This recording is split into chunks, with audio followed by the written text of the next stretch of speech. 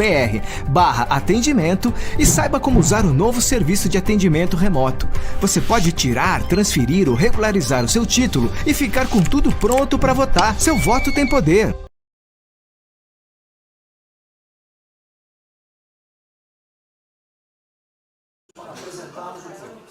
Como é que saiu essa ideia?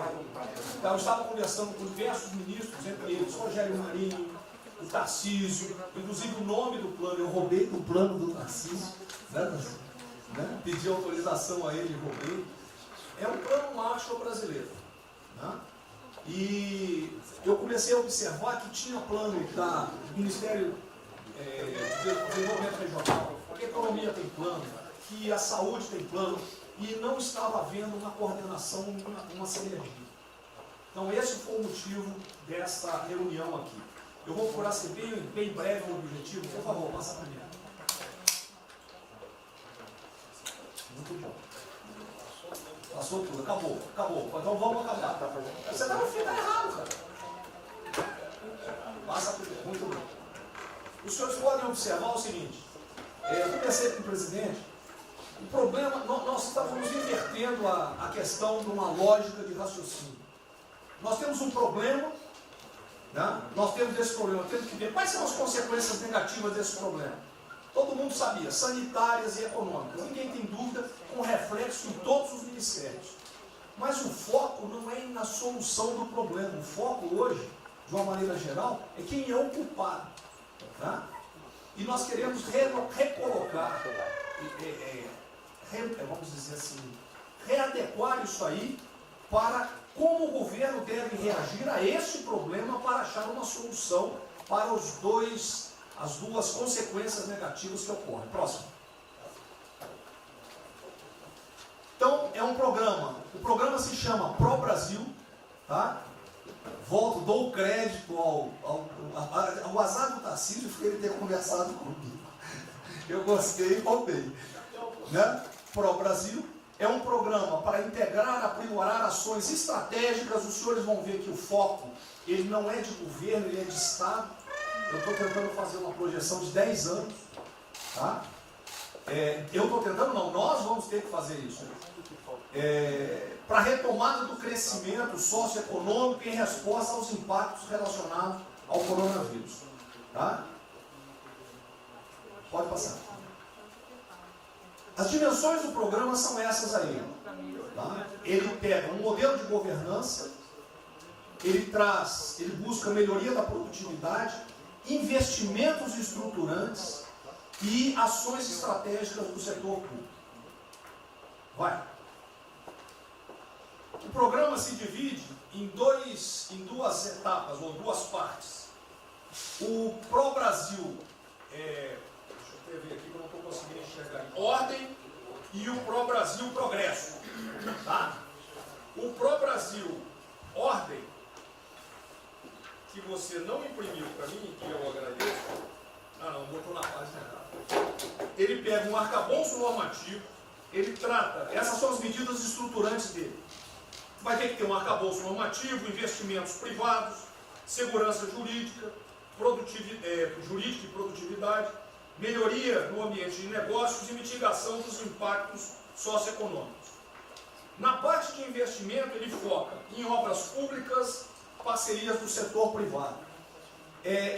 Esse programa também ele tem um foco na redução das desigualdades regionais. Tá? Tem um foco na redução das desigualdades regionais. O Cid está com o dedo errado aí. Só um segundo, por favor. Pode passar, por favor, Cid. Qual é a abrangência do programa? Os senhores podem observar que ele tem uma parte de infraestrutura, ele tem ações viabilizadoras e tem ações de apoio na lateral. Como é que é o nome mesmo? Facilitadoras. Então, observe, na infraestrutura, com foco particularmente nessas obras que estão paralisadas, esses investimentos que nós estamos perdendo, que estão paralisados.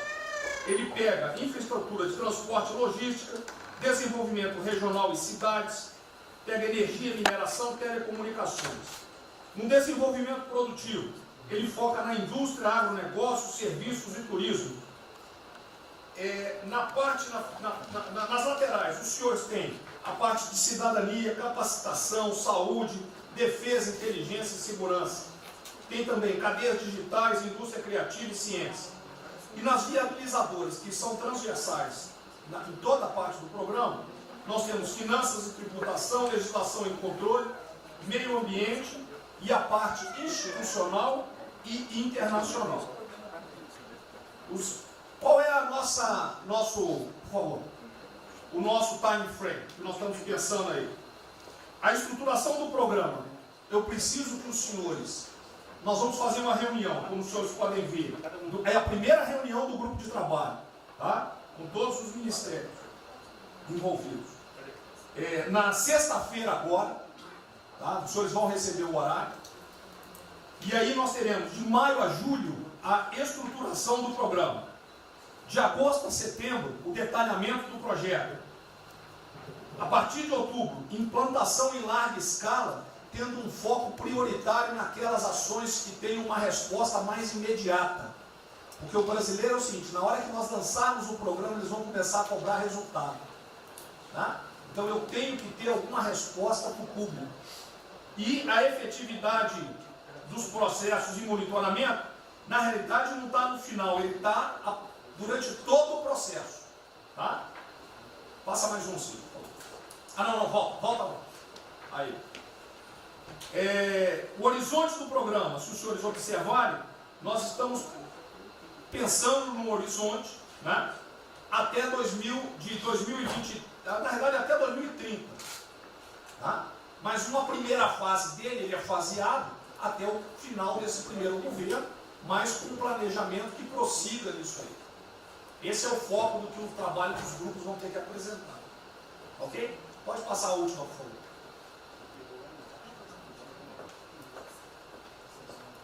É sem sombra. Certo? Só um layout para os senhores. Então, na sexta-feira, eu solicitaria que os senhores, quando enviassem os representantes, esses representantes já viessem com uma noção dos programas ou do que os senhores pretendem dentro dos ministérios de vocês. Uma primeira ideia, e nós vamos partir disso para elaborar isso aí. O trabalho não será feito aqui é somente uma coordenação.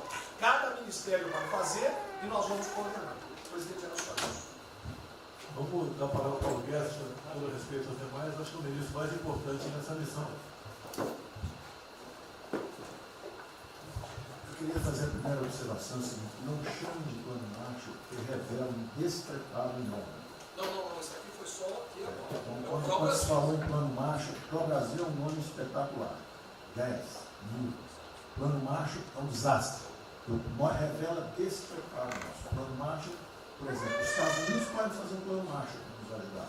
A China deveria financiar um plano Marshall para ajudar todo mundo que foi atingido.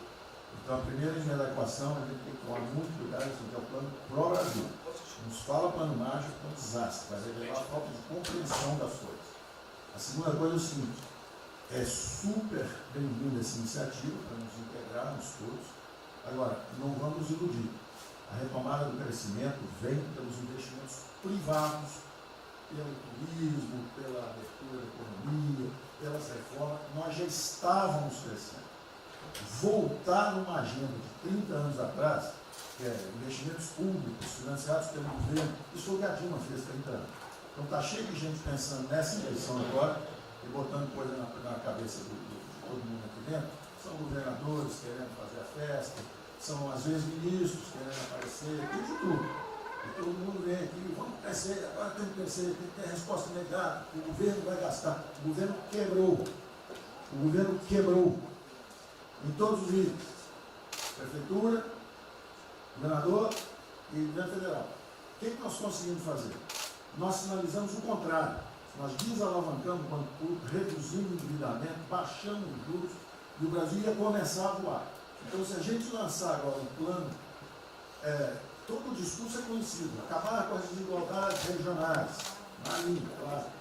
Está lá, são os detalhes dele. É bonito isso. Por isso é o que o Lula e a Dilma estão fazendo há 30 anos. Se a gente quiser acabar igual a Dilma, a gente segue esse caminho. Então, eu acho o discurso bom, mas nós temos que tomar cuidado e reequilibrar as coisas. Não pode o ministro, para querer ter um papel preponderante esse ano, destruir a candidatura do presidente, que vai ser reeleito se nós seguirmos o plano das reformas constitucionais originárias. Então, eu tenho que dar esse recado, nós vamos estar à disposição, nós vamos ajudar tudo, mas nós não podemos nos iludir. O caminho desenvolvimentista foi seguido. O Brasil quebrou por isso. O Brasil estagnou. A economia foi corrompida, a política foi corrompida. A economia estagnou através do excesso de gastos públicos. Então, achar agora que você pode se levantar pelo suspensório, como é que o governo quebrado vai investir, vai fazer grandes investimentos públicos? Tarcísio sabe disso, conversando sempre. Tarcísio sabe o seguinte: quanto é que você consegue, Tarcísio, passar de 5 mil para quanto? Para 15, para 20, para 30? Multiplicou por 6. Quanto é que você consegue de investimento em concessões? 250. Tá certo? Então, ó, tem 100 bilhões vindo para saneamento, tinha 100 bilhões que viriam, as 17 maiores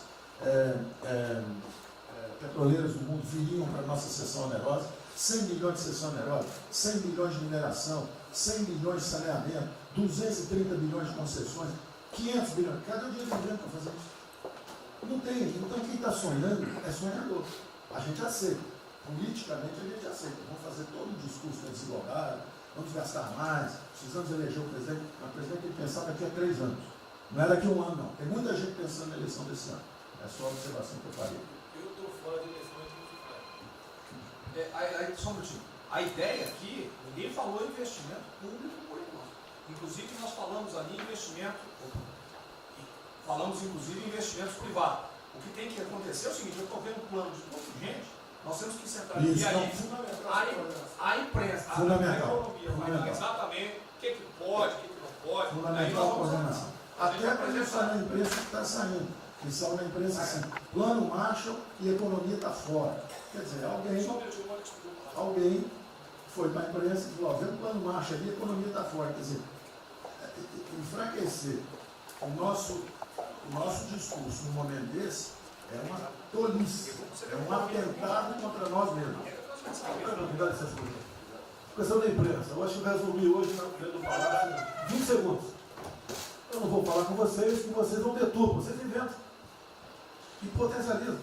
Tem que ser o papel de cada um, não pode um sair daqui no cantinho, foi mais ou menos. Não pode falar nada, tem que ignorar esses caras, 100%. Senão a gente não vai para frente. Tem que estar sendo pautado para esses pulhas, o tempo todo jogando um contra o outro. É a Pedro Cristina contra mim, não pode jogar a Pedro Cristina, joga contra mim, o tempo todo. Tá? Então, se a gente puder falar zero com a imprensa, é essa aí. Bom, eu vou ser muito rápido aqui, general. Primeiro, parabéns.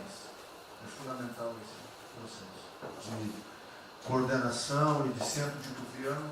Nós precisamos ter isso cada vez mais aprofundado e com melhor qualidade. Segundo, eu quero, não precisa, mas eu quero me somar a essa visão do ministro Paulo Guedes, porque vamos lá, nós recebemos o governo com 36 mil obras paradas, oriundas da onde? Do PAC. Só para lembrar. O Abraão tem não sei quantas mil creches.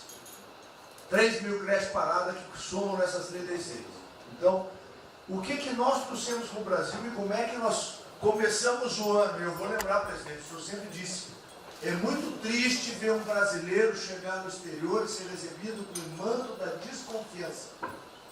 Pois nós passamos, Paulo Guedes, o ano todo, Tarcísio, Tereza, Bento, o nosso ministro Marcos Pontes e outros, andando pelo mundo e fazendo o quê? Vendendo o Brasil. Terminamos o ano, lembra do número, 482 bilhões de investimentos para os próximos 20 anos. Uma boa parte, mineração, petróleo, por aí vai. Recebemos 90 bilhões de bônus de outorga. Nós temos 10 bilhões de dólares do governo da Arábia Saudita que precisa definir onde é que vai votar. Mas o príncipe autorizou. São 50 bilhões de reais. a dinheiro de outros. Então, eu tenho convicção de que nós temos que continuar fazendo o que a gente vinha fazendo, ou seja, aprofundando a participação da sociedade. Nós temos uma coisa emblemática aqui, que é a Lei da Liberdade Econômica, que pela primeira vez na história do Brasil, desde que o Brasil é Brasil, o cidadão diante do Estado tem razão, até que o Estado prova ao contrário. Foi isso que fez os americanos, que há 200 anos atrás eram muito mais pobres do que nós, ser muito mais ricos do que nós. Então, o aprofundamento são sim das reformas, é sim ousar e ter uma reforma tributária que baixe o imposto no Brasil, reduz a carga tributária, estou falando sério.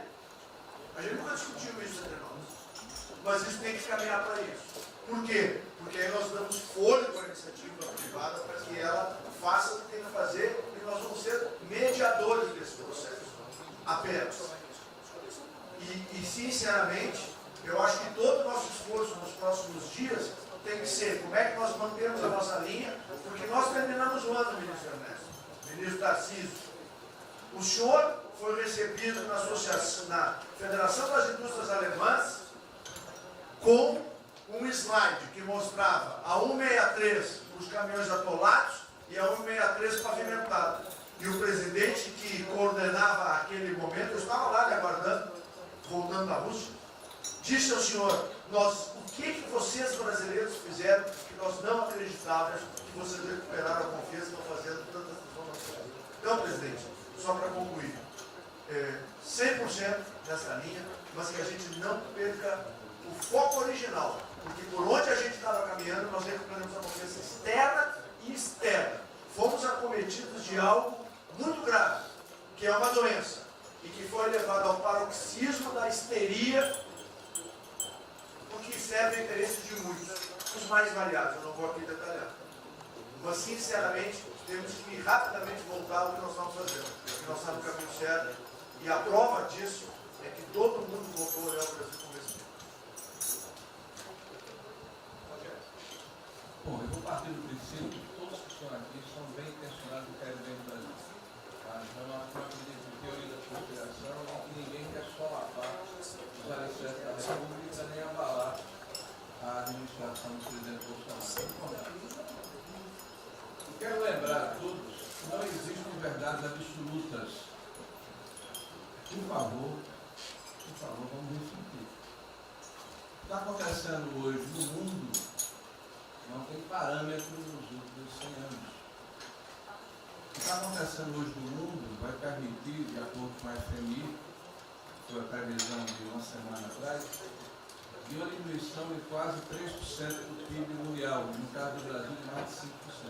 Não tem paralelo. Em situações extraordinárias, remédios extraordinários de forma circunstancial. Isso não significa que nós tenhamos a necessidade de implantarmos uma política permanente. O ministro Braga Neto está, na sua apresentação, ele estabelece, inclusive, um limite temporal e deixa claro que é uma política de Estado. O que eu peço é que nós tenhamos aqui as mentes abertas, que os dogmas, quaisquer que sejam eles, sejam colocados de lado nesse momento. Porque os governos do mundo, certamente, têm a capacidade de entender o que está se passando. Eu tenho visto governos extremamente liberais preparando um programa de reconstrução, levando em consideração a necessidade de que o Estado Nacional passa a ter um papel diferente como tomador de risco nesse momento em que há uma queda abrupta da liquidez. O ministro Onyx fala com muita propriedade da Arábia Saudita dos 10 bilhões de dólares. É bom lembrar, está aqui o ministro Bento, que está se pagando para se retirar petróleo do mundo. Os países vão utilizar suas respectivas liquidez para resolver os seus problemas de infraestrutura e de retomada das suas economias. Nós temos que ter segurança jurídica, respeito a contratos, capacidade de alavancar recursos privados com a inversão de recursos públicos, sim. É bom lembrar que eu tenho ouvido falar, não sei se é verdade, depois vai colocar na ponta do lápis, que a gente pode chegar a 600 bilhões de reais esse ano de ajuda a empresas e a pessoas físicas. Recursos do governo federal, fruto de endividamento do governo, desse governo, que vai terminar o ano com um déficit 4, 5, 6 vezes maior do que estava precificado no início do ano. Caiu um meteoro sobre as nossas cabeças. Então, por favor, nós não podemos começar a discussão com verdades absolutas e com dogmas estabelecidos ao longo de 100 anos, em função de uma catástrofe que se abateu sobre o mundo, e os governos de todo o mundo estão se debruçando sobre o assunto, entendendo que muda o papel do Estado. Senhor presidente, é bom lembrar que quando houve a unificação da Alemanha, eu acho que esse é um fato histórico irrefutável, o Estado alemão entendeu e fez um pacto de que haveria necessidade de investir em capital humano e infraestrutura na Alemanha Oriental para diminuir desigualdades regionais. E esse é um pacto do Brasil. Essa pode ser uma catástrofe que vai nos afundar, ou pode ser uma onda para a gente surfar, uma alavanca para recuperar o país. Todos os países do mundo estão submetidos ao mesmo processo. Vai depender da nossa capacidade de termos uma opção clara de que forma vamos sair desse problema. Se vamos gastar 600 bilhões de reais para resolver uma situação que é emergencial e todos reconhecemos que é necessária, e darmos segurança à população, no caso alimentar, para evitarmos o caos, para diminuirmos a mortandade das empresas, tudo bem, está correto, essa é a boa direção. Por que não 5, 6, 7% desse total, 10% desse total, em obra de infraestrutura? Por que não termos a capacidade de alavancarmos o emprego no momento em que a retomada, todos os economistas aqui reconhecem, vai ser muito lenta? Bom, eu só estou falando isso, presidente, para que nós possamos ter essa discussão sem dogmas, sem verdades absolutas, sem a preocupação de que as coisas continuam como eram antes. Não são como eram antes. Aqui e no mundo inteiro. É isso. Tá.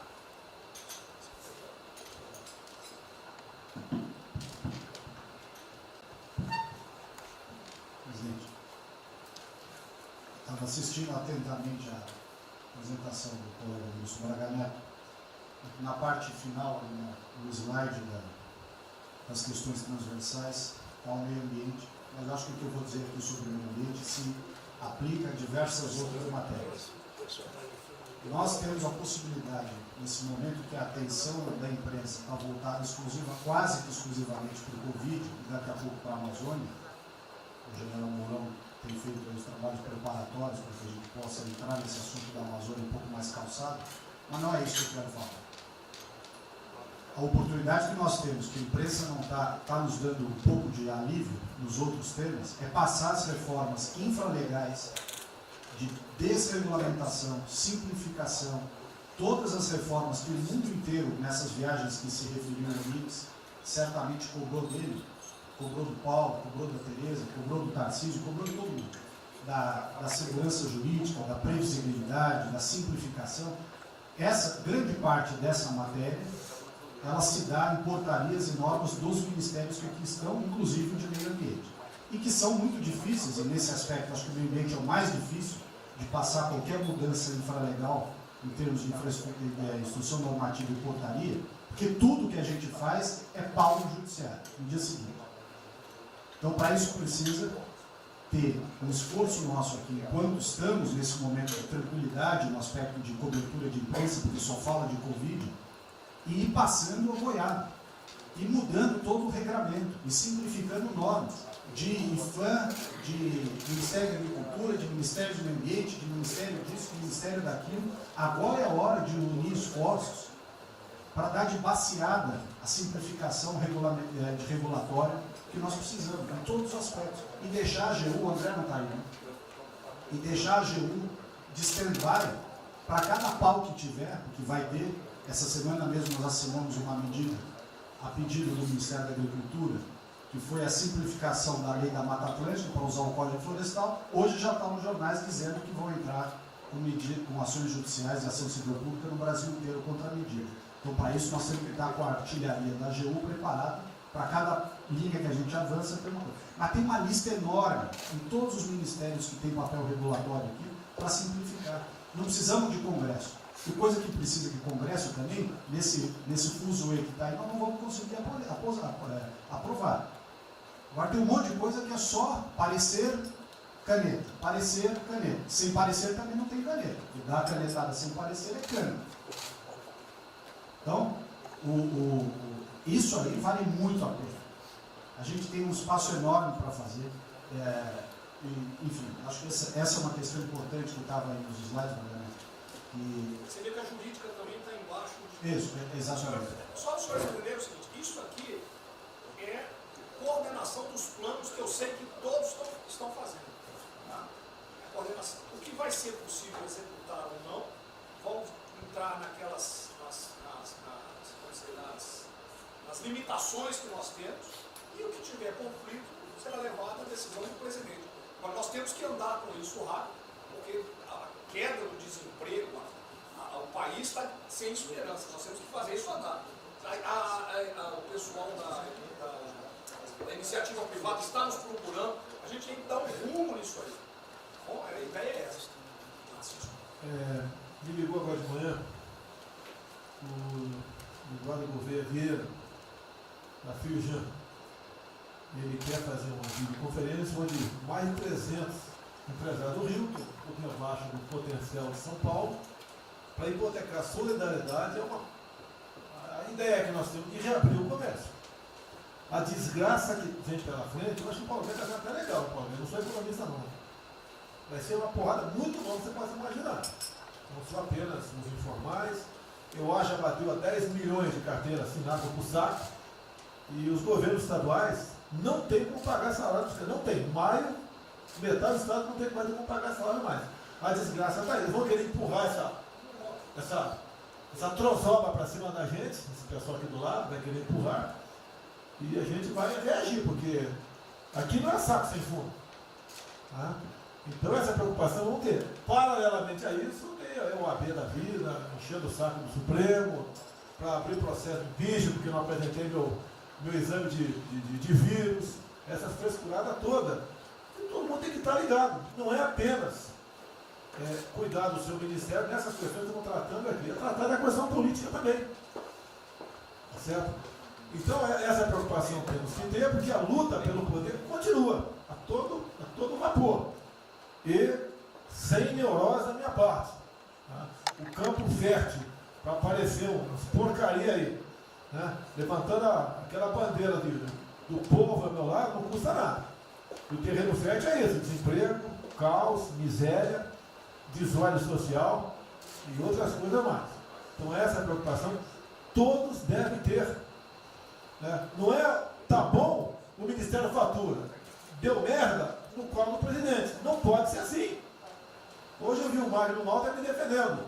O Magno Malta, desculpa aí, foi tratado lá atrás para ser vice. Depois ele resolveu não ser, tudo bem. Depois foi tratado para ser ministro, tudo bem. Agora, politicamente, ele nunca me deu uma alfinetada e sempre está defendendo os problemas que ele tem. Então, não é o ministro em peito aberto entrar no covil dos leões. Mas não pode. Né? Por exemplo, quando se fala em possível impeachment, ação no Supremo, baseado em filigranas, eu vou em qualquer lugar no território nacional. Ponto final. O dia que for proibido de ir para qualquer lugar do Brasil, pelo Supremo acabou o mandato. E espero que eles não decidam, ou ele, né, monocraticamente, querer tomar certas medidas, que daí nós vamos ter uma crise política de verdade. E eu não vou meter o rabo dentro da ferro. Zero. Certo? Porque se eu errar, se achar um dia ligação minha com o empreiteiro, dinheiro na conta nas ruas, porrada, sem problema nenhum. Vai para o impeachment e vai embora. Agora, com frescura, com babaquice, não. Até em cima do que eu falei, em frente ao Forte Apache. Eu sou o chefe supremo das Forças Armadas. Por final, o pessoal estava lá, eu fui lá, dia do Exército. E falei algo que eu acho que não tem nada demais. Mas a repercussão é enorme. Oh, AI-5, cadê o AI-5? Acabou agora. O AI-5 não existe existe adicional no Brasil mais. É uma besteira. Artigo 142, é uma pessoa que não sabe interpretar a função. Agora, em cima disso, fazer uma onda, vamos ouvir deputados, empresários, seja o que for. Agora, quando a Câmara fala lá dentro, uma homenagem a Che Guevara, a Mao Tse Tung e tudo mais, não tem problema nenhum. Quando o Partido Comunista do Brasil faz suas convenções e do lado lá, Fidel Castro, então não tem problema nenhum. Quando um coitado levanta uma placa de AI-5, que eu estou me lixando para aquilo, não existe AI-5. Não existe. Artigo 42. Nós queremos cumprir o artigo 42, todo mundo quer cumprir o artigo 42. E a necessidade, qualquer dos poderes pode, né, pedir às Forças Armadas que intervenham para restabelecer a ordem no Brasil, naquele local, sem problema nenhum. Agora, todos, né, têm que se preocupar com a questão política e aquele direito, tira a cabeça da toca, porra. Não é só ficar dentro da toca o tempo todo, não. Estou bem, estou cuidando da minha imagem, a minha imagem está aqui, eu sou bonitinho, e o requisito todo, não, tem que fazer a sua parte. Então é isso que eu tenho que falar com você, que depois, num certo momento, onde chegar a cabeça dessas pessoas, fica difícil voltar atrás. Daí que é uma crise, é uma crise. Não tenho amor por esse mandato, para a cadeira de presidente. Zero. Zero. Não vou provocar ninguém. E assim como a defesa faz uma nota muito boa, dizendo que vai cumprir a Constituição, a liberdade, 10, né, e não aceita golpe, 10, também não aceita o contra-golpe dos caras, porra. Vai deixar alguns malucos aí, que sabe quem são, ficar aí naquela fervura de o presidente é irresponsável, ele é maluco, ele é genocida. Não é assim. O que vale para um lado, vale para o outro. O que não vale para um lado, não vale para o outro. Essa é a nossa preocupação que devemos ter.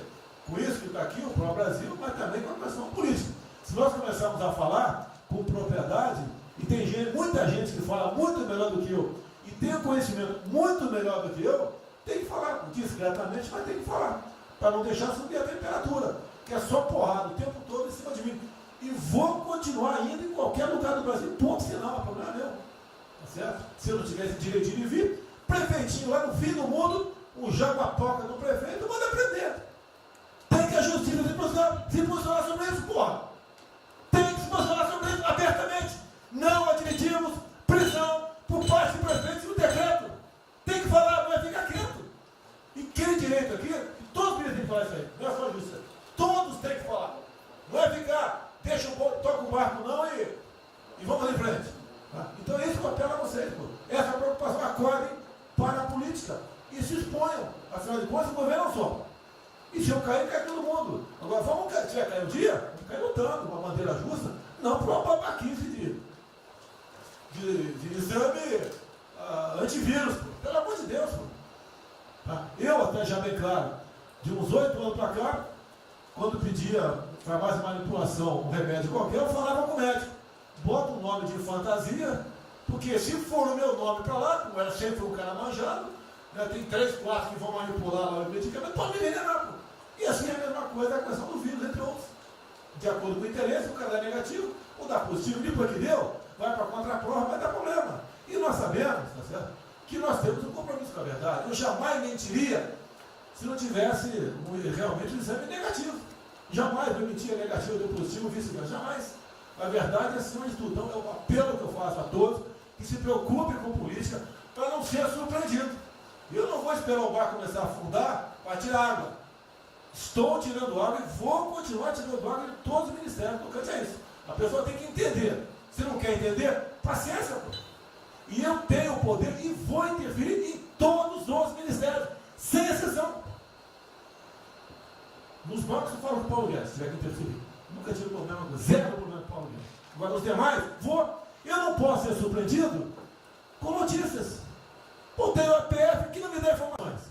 Eu tenho as inteligências das Forças Armadas que não têm informações. A BIM tem seus problemas, tem algumas informações. Só não tenho mais porque está faltando, realmente, temos problemas, aparelhamento, etc. Mas a gente não pode ver essa informação. Quem é que nunca ficou atrás da porta ouvindo que seu filho ou sua filha está comentando? Tem que ver, depois que ela engravida, não adianta falar com ela mais. Tem que ver antes. Depois que o moleque encheu os conos de droga, não adianta mais falar com ele, já era. A informação é assim. Eu estava vendo, estudando aqui de semana aqui, como é que o serviço chinês secreto trabalha nos Estados Unidos. Qual a preocupação nossa aqui? É simples o negócio. Ah, não deve falar publicamente. Deve falar como? Está todo mundo vendo o que está acontecendo?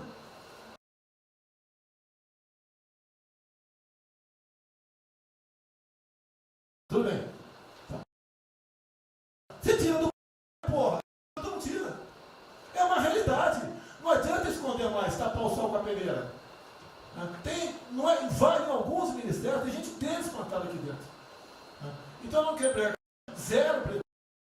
Precisamos dele para vender? Sim, isso precisa também de nós. Que se não precisasse, não estaria comprando a soja da gente, não. Precisam. E é um negócio, pô. E devemos aliar com quem tem alguma afinidade conosco. Para a gente poder fazer valer a nossa vontade naquele momento. Não adianta se esconder aqui, depois tem um problema, daí liga para o tio, fala, pô, cara, você me ignorou até hoje? Você só não me chamou de imperialista, igual a esquerdalha e o FHC falava no passado. No resto, agora não dá mais. Então essa é a preocupação que temos que ter. A questão estratégica, que não estamos tendo. E me desculpe, o serviço de informações nosso, todos, são uma vergonha. Uma vergonha. Que eu não sou informado. E não dá para trabalhar assim. Fica difícil. Por isso, vou interferir. E ponto final, pô. Não é ameaça, não é extrapolação da minha parte. É uma verdade. Como eu falei, né? Dei os ministérios para os senhores. O poder de veto. Mudou agora, tem que mudar. E eu quero realmente governar o Brasil. Nós precisamos de todos aqui, como disse o Marinho, né? Aqui é o mesmo barco. Se alguém cavar no porão aqui, vai todo mundo para o saco aqui, vai todo mundo morrer afogado. Então é isso que a gente precisa. É pensar além do que tem que fazer internamente aqui. Quando explodiu em Metro, conversei com o Paulo Guedes. Desculpa a linguagem, é uma putaria. Putaria em Metro. Trocar tacógrafo, trocar taxímetro, botar chip na bomba de combustível. Putaria, igualzinho a tomar 3 pingos. Está muito bem agora, mas preciso uma porrada. Ah, botou um coronel. O coronel foi botado pelo hino. Eu ia botar um coronel, você vai ter uma formação. Tá? E assim nós devemos agir. Como está discutindo agora, IFAM, está lá vinculado à cultura. Eu fiz a cagada em escolher, não escolher uma pessoa que tivesse também outro perfil. Uma excelente pessoa que está lá, tá? Mas tinha que ter outro perfil também. IFAM para qualquer obra no Brasil. Compara do Luciano Hang. Encontra lá um cocô petrificado de índio, para a obra. Para a obra. O que tem que fazer? Alguém no IFAM que resolva o assunto. E assim nós temos que proceder. E assim, cada hora, como eu falei da Tereza Cristina, que mudou a questão normativa, revocou a questão normativa, ajudou 400 mil pessoas no Vale do Ribeira, parabéns. Assim são outras decisões. A questão de armamento, tá? As questões de... Mas por quê? Espera aí. Ministro da Justiça, por favor. Foi decidido há pouco tempo que não podia botar algema em quase ninguém. Por que estão botando algema em cidadão que está trabalhando, ou mulher que tem praça pública, e a justiça não fala nada? Tem que falar, pô! Vai ficar quieto até quando? Ou eu tenho que continuar me expondo? Tem que falar, botar para fora, esculachar. Não pode botar algema. Decisão do próprio Supremo. E vão ficar quietos até quando? Fica humilhando o nosso povo, porque isso está crescendo. O pessoal fica apontando para mim, votei em você para você fazer alguma coisa. Votei em você para você tomar decisões, para você brigar. E é verdade. Eu estou me lixando com a reeleição. Eu quero mais que alguém seja eleito, se eu vier candidato, tá? Eu quero ter paz no Brasil, mais nada. Porque se for à esquerda, uma porrada de vocês aqui tem que sair do Brasil, que vão ser presos. E eu tenho certeza que vão me condenar por homofobia, 8 anos por homofobia. Ele inventa o racismo, como inventaram agora para o Von Traub. Desculpa usar a voz. Puta que eu pariu. O Von Traub pode falar uma merda do mundo, mas racista? Vamos ter que reagir, pessoal. É outra briga. Tem que ser um governo com altivez. Se expor, mostrar que nós temos o povo do nosso lado. Que nós somos submissos ao povo. Nós queremos realmente, é como disse, se não me engano, Margaret Thatcher, né? Ou Reagan, não sei, para ser conduzido pela povo brasileiro, ponto final. Onde o povo está, vamos estar juntos. Eu não convidei ninguém para ir para frente do Forte à Parte. Ninguém, zero. Estava na casa do meu filho, fiquei sabendo, vou para lá. A empresa está falando agora que não sei, 2 ministros militares aí não aceitaram meu convite. O dia que ou eu convido o ministro para um churrasquinho em casa, eu pago a missão. Eu vou pagar a missão. A missão for absurda, o ministro falou, tchau, tô fora. Tá certo? Ou vai e fica puto, mas vai, pô. E jamais eu vou pagar uma missão escrota para quem quer que seja. Nem no quartel fazer isso com recruta, nem no quartel. Tá certo? Quem tirar o nosso convívio aqui, que é muito bom, partir para essa linha. Não estamos em desespero, nós estamos bem. Não somos acusados de desvio, de corrupção, nada. Nada, tá zero. Temos problema pela frente. Vamos tentar solucionar. Eu tenho conversado com vários ministros. E vamos solucionar. Porque o destino do Brasil está na mão desse grupo privilegiado que está aqui. E eu não seria nada sem vocês. Vocês não seriam ministros sem eu. Duvido. Dificilmente eu ia ser ministro se tivesse uma data aqui. Eu duvido. Podia aceitar por alguns dias, né? Depois ver a sacanagem que ia ser. Não ia ser diferente do que foi os 2 anos anteriores do PT. Né? Ia pedir para sair. Então, um apelo para vocês. Todo mundo se preocupa com o futuro do Brasil, com a questão política. Criticar o ato de uma pessoa ou outra não é criticar o Congresso ou de criticar o Supremo Tribunal Federal. Quem não ficou revoltado, o Moro ficou revoltado com a liberdade desse pessoal.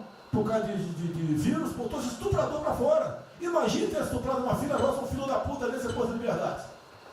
Nós temos que colocar no lugar dessas pessoas, desse pai que tinha sido estuprado, aí o vagabundo foi posto na rua.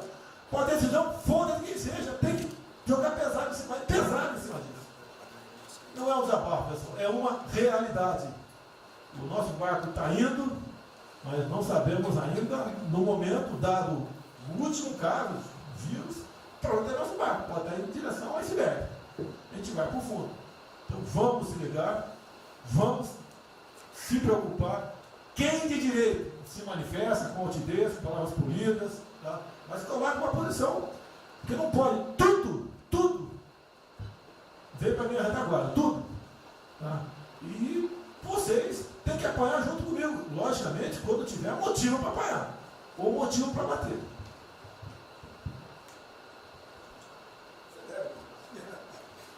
Não, eu já caí.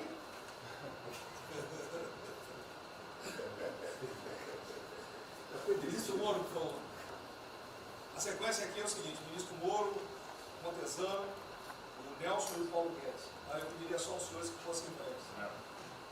Você também. O Guedes quer uma política e quer cobrar os raios. Assim, depois do Moro. Bem, a primeira questão do plano ali que foi apresentado, fica aqui o registro do meu elogio, certo que ele tem que ser preenchido aí nos detalhes, existem as questões econômicas a ser resolvidas lá pelo Ministério da Economia, a ser trabalhado também com as outras áreas econômicas. Só faria uma sugestão aqui, ministro, se pudesse colocar desde logo, em algum momento desse plano, alguma referência importante também à segurança pública e a controle da corrupção.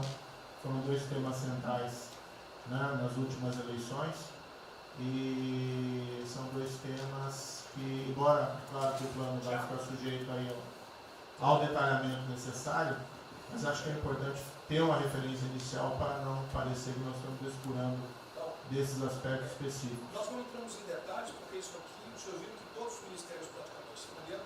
Isso aí, para mim, viria no detalhamento do ministério. Mas eu acho que politicamente cabe. Não, sim. Não, eu entendo que cabe no detalhamento, mas acho que uma referência, né, seria interessante. Tem que apontar também que foi uma vitória do governo, do presidente. No ano passado houve uma queda expressiva desses principais indicadores criminais. Isso, embora seja mais vinculado com a questão da vida e segurança das pessoas, também é um fator importante para o investimento econômico, para também melhorar o ambiente econômico. E o controle da corrupção também é pressuposto. Né? Eu faria exclusivamente essa sugestão específica. Muito obrigado. Já está anotado. Montezano, ministro, primeiramente, parabéns. Acho que é um momento oportuno para a gente começar a falar no dia seguinte. O próprio ministro Guedes, nas discussões que temos tido nas últimas semanas, tem nos orientado, o BNDES que foca na reconstrução, que foca no dia seguinte, porque a crise de saúde vai demorar alguns meses e a reconstrução muito mais meses do que isso. Então é muito oportuno a gente já começar a discutir isso. Segundo, aqui eu subscrevo as palavras do ministro Salles. O que a gente tem observado nos projetos e concessões, etc., uma parte crítica, essa legislação para o funcionamento da máquina pública. É um momento muito oportuno para a gente aproveitar isso. Isso faz uma baita diferença no preço de um projeto, na velocidade, faz muita diferença. Então eu subscrevo aqui as palavras do ministro Salles. E por último, ministro, quando eu assumi o banco em julho, o banco estava montado como uma fábrica de empréstimo. O banco durante 15 anos foi uma fábrica de empréstimo. De julho até hoje, a gente fez uma reestruturação completa no banco, montando o que eu acredito hoje ser já o maior banco de investimento do Brasil em pessoas, e um banco de investimento de serviços focado em planejamentos econômicos setoriais e estruturação de projetos. Tá? O banco já está atuando dessa forma. Temos um vasto conhecimento setorial, um vasto conhecimento de planejamento, já está rodando a contento, e esse BNDES de hoje se parece muito mais com o BNDES de 20 anos atrás. Era o BNDES que planejava e estruturava esses projetos do Brasil. Então eu queria colocar aqui à sua disposição, que nos use, estamos a serviço. Então o que o senhor achar adequado, razoável, tanto no fornecimento de informações, mas como também nesse planejamento, na coordenação, temos já um modo operante, uma estrutura que é plug and play. Se o senhor quiser usar, já está pronta para rodar para esse tipo de mapeamento de estruturação de projeto. Então, por favor, sinta-se bem à vontade de nos usar integralmente aqui na coordenação desse projeto, caso o senhor entenda adequado. Tá? Tiago. Nelson. Alô? Bom, estou chegando aqui, então é importante que eu coloque para vocês como é que a gente vai trabalhar. A saúde é fundamental, porque enquanto a gente não mostrar para a sociedade que a gente tem o controle da doença, da saída dela, qualquer tentativa econômica vai ser ruim, porque o medo vai impedir que você trate a economia como uma prioridade. Então, controlar a doença hoje é fundamental. E controlar a doença não significa que a gente vai curar a doença em uma semana, mas que a gente não é um barco à deriva e que a gente tem uma estratégia para trabalhar essa doença. Então, são 3 coisas que a gente vai trabalhar. Primeiro, a informação, para entender o que é a doença, qual é a evolução dela, como é que está a infraestrutura para cuidar da doença. Porque um dos grandes problemas que a gente tem hoje, se a gente olhar o Brasil hoje, ele é um dos melhores países em número em relação à mortalidade. O que assusta é você ver que o hospital não consegue atender, a gente no frigorífico, a gente está abrindo cofre em algum lugar para enterrar, e isso traz medo. E o medo impede que qualquer outra atividade tenha sucesso.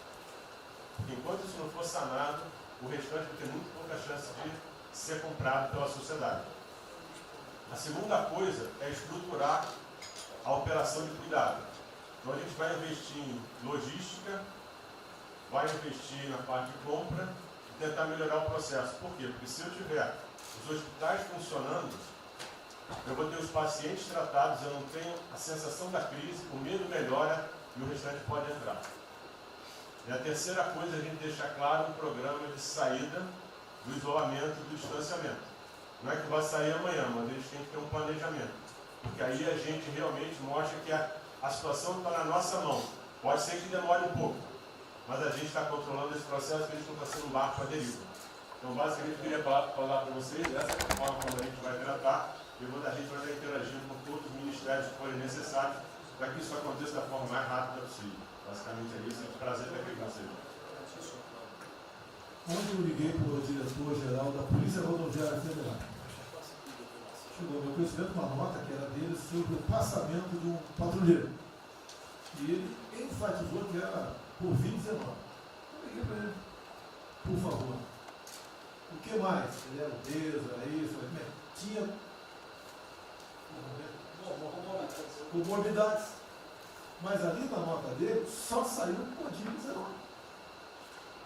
Então, vamos alertar aquele direito do respectivo ministério, pode botar Covid-19, mas bota também, fibrose, um montão de coisa, não pensa nesse negócio, tem um montão de coisa lá.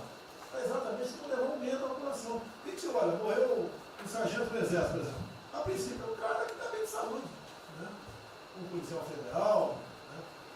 Seja lá o que for. E isso daí não pode acontecer. Então, pede esse cuidado dos colegas, né? acredito no respectivo ministério, que tem alguém encarregado disso, né? Tomar esse devido cuidado para não levar mais medo ainda para a população. Você perguntou em relação aí, perguntou quanto tempo levaria para mostrar o plano, alguma coisa. Eu acredito que. Leve transição. Não, nós já conversamos hoje. Não, nós já conversamos hoje sobre isso. O COP está montando junto com a saúde. Tá? Eu não posso dizer. A gente está trazendo recurso para poder acelerar esse processo, porque na verdade a gente está correndo muito tempo. Enquanto a gente não conseguir controlar a percepção que a gente hoje tem condição de cuidar das pessoas, vai ser difícil. E o problema da doença é que você pega um sistema que, se você falar em eficiência, os hospitais têm que ser eficientes. Então, quando você fala em eficiência, você vai quase no limite do cuidado. Você não tem sobra, você não tem gordura. Quando você pega uma doença que chega, que é muita gente ao mesmo tempo, você não consegue ter agilidade para preparar o sistema para cuidar dela. E a gente tem um problema adicional que a gente tem que tomar cuidado, que é o seguinte: quando você tem os hospitais com pouca, você tem muita gente falando de Covid, mas os hospitais estão diminuindo muito o atendimento, o que significa que eles vão ter problema financeiro. Se isso prorroga, esses hospitais vão ter cada vez mais dificuldade, você vai poder ter um hospital mais sucateado e um hospital fechado. O que está acontecendo hoje? Vamos botar em números hoje. A gente tem 4 milhões de pessoas hoje com a Covid. O Brasil hoje tem 212 milhões de pessoas. Tem 208 milhões que não estão tendo a atenção necessária. Você tem câncer, cardiovascular, isso tudo está represado, a demanda é reprimida. Quando você controlar a Covid, o não Covid vai chegar com tudo. Você pode pegar uma estrutura sucateada. Aí você só vai transferir o problema de primeiro, que vai ser o medo da Covid e o medo da não Covid. Então a gente tem que estar preparado para isso tudo. Então não é só trabalhar o curtíssimo prazo, a gente tem que preparar para essa segunda fase que vai chegar também. Isso tudo a gente está fazendo, só para vocês saberem que a gente está pensando nisso tudo, só para vocês saberem que está tudo trabalhando. Tá? Como o ministro Tarcísio, eu pediria aos senhores que fossem bem breves. Então já não temos aí.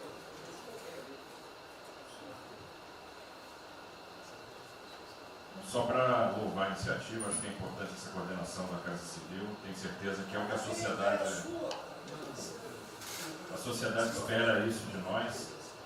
A boa notícia é que a gente vem conversando com os investidores, eles estão interessados no nosso programa de concessão. Claro que a gente vai ter que ajustar alguma coisa nos projetos em função da percepção do nível de risco. E a gente vai fazer isso calibrando taxa de retorno, monitorando melhor agora a questão da demanda, reestimando a demanda nos projetos, mas a gente tem certeza que os projetos vão sair. Qual o cuidado que a gente tem que ter? A gente fala em 250 bi de investimento, só que concessão funciona o seguinte: o que a gente contratar agora vai gerar investimento em 2023 e 2024, não é imediato. E a gente vai precisar de fazer alguma coisa imediata, e aí tem que ter a inteligência, porque também não adianta.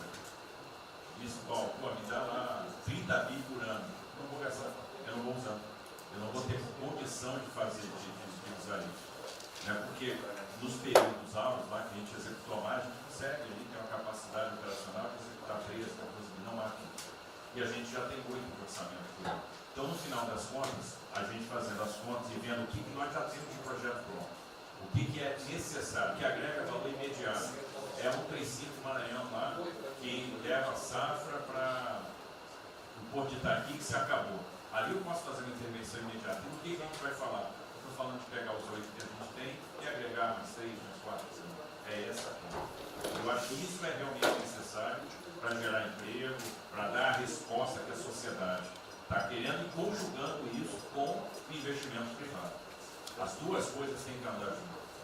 E aí nós vamos dar um bom retorno. A gente está vendo aí o esforço que o BNDES está fazendo, a gente está fazendo um trabalho magnífico, trazendo o banco, trazendo o privado, o sindicato de bancos, para assumir uma responsabilidade que é deles também. O Banco Central injetou um monte de liquidez aí no sistema, para o dinheiro não ficar empossado, e aí preservando o caixa para atuar nesses projetos de estrutura que vai ser fundamental. Então, eu acho que é essa linha que nós precisamos ter, E tivemos aí 2 caras aí na história recente que pegaram terra arrasada e entraram para a história. Um foi o Roosevelt, o outro foi o Churchill. O terceiro vai ser o Bolsonaro. Pedro Guimarães Melo.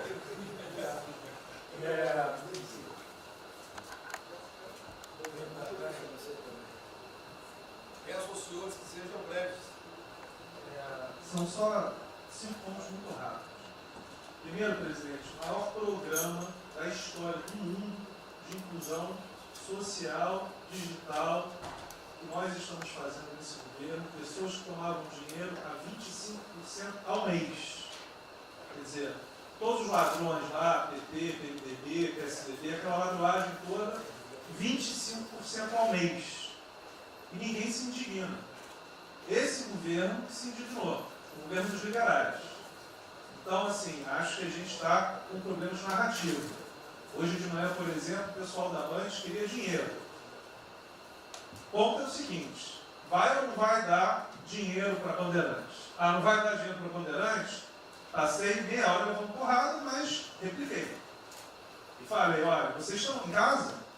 Eu tenho 30 mil funcionários na rua. Não tem esse negócio, essa frescurada de home office. Eu já visitei 15 agências. E você em casa? Aí o pessoal ficou um pouco mais calmo. Quer dizer, eu posso ter 30 mil brasileiros nas agências lá. Sabe quantas pessoas a Caixa está pagando hoje? 7 milhões de pessoas. E todo mundo home office. Que porcaria é essa? Desculpa o meu ponto, presidente. Quando o senhor falou, eu vou me emocionar. O Luiz Lima, que nadou com meu pai, foi atleta olímpico, teve a esposa e a filha de 14 anos presa ontem, no Camburão. Que porra é essa? Desculpa. Que porra é essa? O cara vai pro Camburão com a filha, que se fosse eu, ia pegar minhas 15 armas e ia dar uma... Eu ia morrer. Porque se a minha filha fosse pro Camburão, eu ia matar ou morrer. Que isso? Estava nadando, é uma atleta olímpica. Você tira a pessoa está nadando com 14 anos. Eu tenho uma filha Maria de 14 anos. Se a minha filha fosse pro Campurão, ou eu matava ou morria. Isso.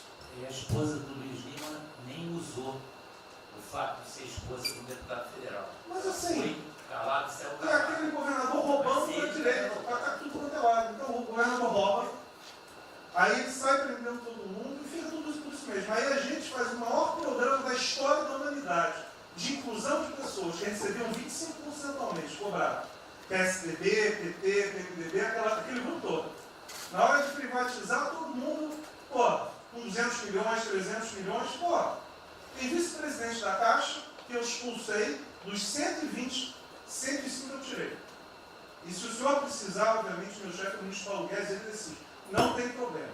Inclusive, porque o que acontece? Se roubar, eu vou ligar para o ministro Moro para prender. Agora, se precisar de um diretoria, não sei o quê, desde que sejam honestos, o ministro Paulo Guedes é que decide, etc. Mas dos 120, eu tirei 105. E na Caixa, não tem que fazer estágio, até onde eu saiba. Mas, assim, eu acho que a gente está levando muita porrada, presidente. E, de novo, não estou dizendo ninguém daqui não, só leva porrada. Agora, tem limite. Desculpa, todo lugar que eu vou, as pessoas normalmente são educadas. Mas a paciência chega no limite, obviamente não dessa maneira, eu acho que tem um ponto. Nós estamos emprestando 154 bilhões de reais, mas só um ponto que eu acho importante, Tarcísio é super meu amigo e ele é muito esperto. Qual que é o grande ponto que a gente tem que evitar? O cara está quebrado, já estava quebrado antes e quer a nossa molezinha. Então, assim, claramente tem que ajudar e eu concordo. Tanto que nós emprestamos 43 bilhões de reais para o segmento imobiliário. 1,5 milhão de pessoas deixaram de ser demitidas. Agora não é para todo mundo, não. Aquela empresa que já estava quebrada antes, por que a gente vai dar molezinha? Então, este ajuste fino é importante que os bancos têm que fazer. Por quê? Último ponto que eu falo.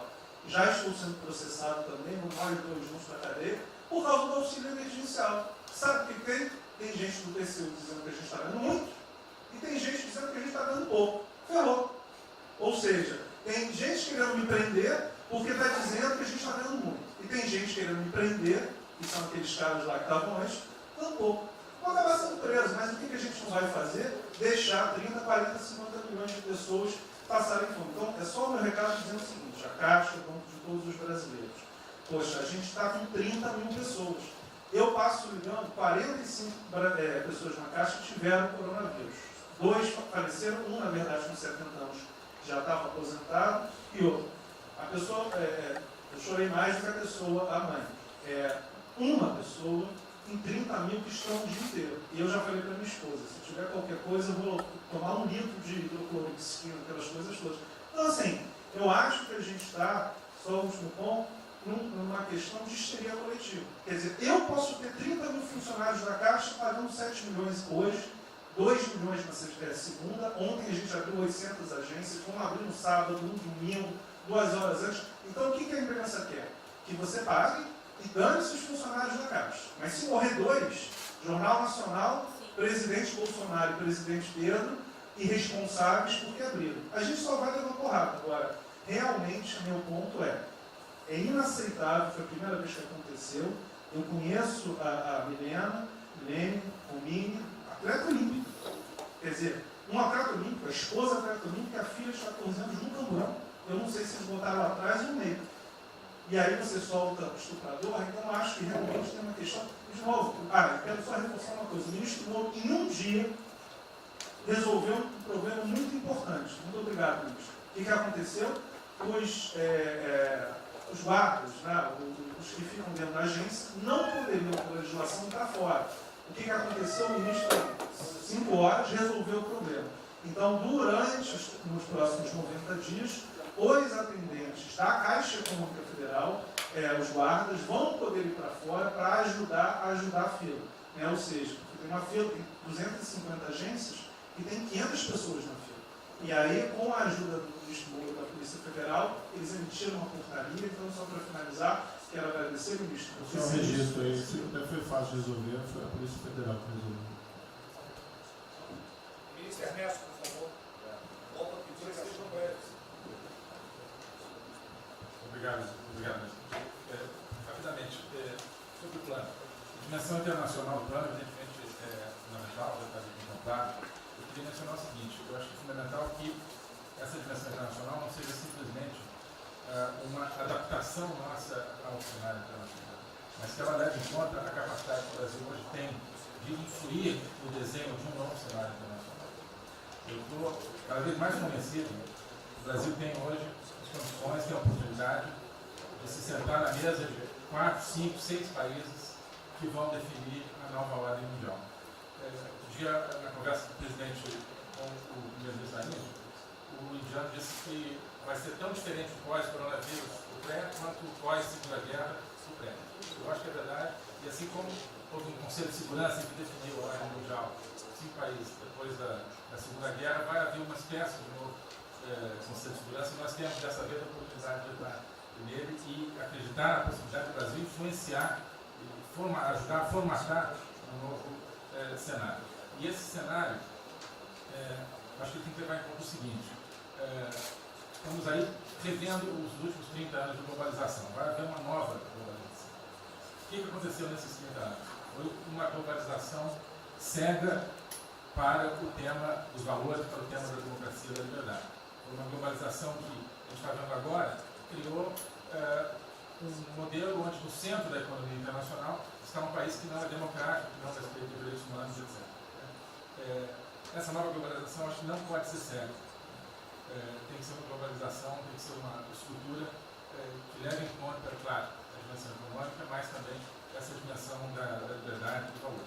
E da mesma maneira, acho que o plano está apontando para isso, na nossa dimensão nacional, também não pode ser um plano cego para essas dimensões daquilo que nos traz, né, que traz o projeto do presidente, que é não simplesmente a eficiência, a pujança, o crescimento econômico, mas a liberdade, o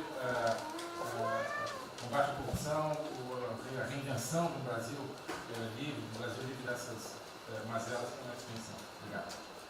Obrigado, ministro. Roberto Campos. É o último que colocou. Não, é bem rápido. Eu só vou voltar na história. Vou voltar aqui numa história breve e lembrar que no fim do governo Dilma a taxa de juros era 14,5%, a curva, mas a taxa longa era 20%. E aí quando a gente olha o que aconteceu e o que proporcionou a taxa de juros cair, é interessante, porque teve um dia, 18 de agosto, saiu uma manchete no jornal e todos os elementos apontavam que ia ter o teto de gastos. Naquele dia, a curva de juros começou a cair e foi quando depois o presidente do Banco Central anterior começou a cair os juros. Ele caiu os juros até o nível de 6,5%, estabilizou, teve a incerteza das eleições, com a incerteza do PT poder voltar, a taxa piorou. Depois, curiosamente, quando o mercado entendeu que ia ter a Previdência, foi quando abriu espaço para colocar os juros novamente. Então, a razão dos juros ter ido de 14,5, 15 ou 20 para o que está hoje foi o fato da sociedade do mercado ter entendido que o governo ia ter disciplina em relação às contas públicas. Isso a gente não pode esquecer. Tá? Se permite, Alberto, então você está dizendo aí que não só a Selic tem como uma taxa longa, nós devemos basicamente a PEC do teto, é isso? Isso. Estou dizendo exatamente isso. E depois também a Previdência. Então, dito isso, eu acho que é importante a gente passar essa mensagem. Um outro tema só, aí em relação ao plano, 3 pontos só que eu acho importantes. A gente tem feito reuniões entre os banqueiros centrais de vários países do mundo, quase todas as semanas. Eu acho que tem 3 pontos que são importantes. Primeiro, existe um consenso hoje que o mundo privado está com muito medo de tomar risco.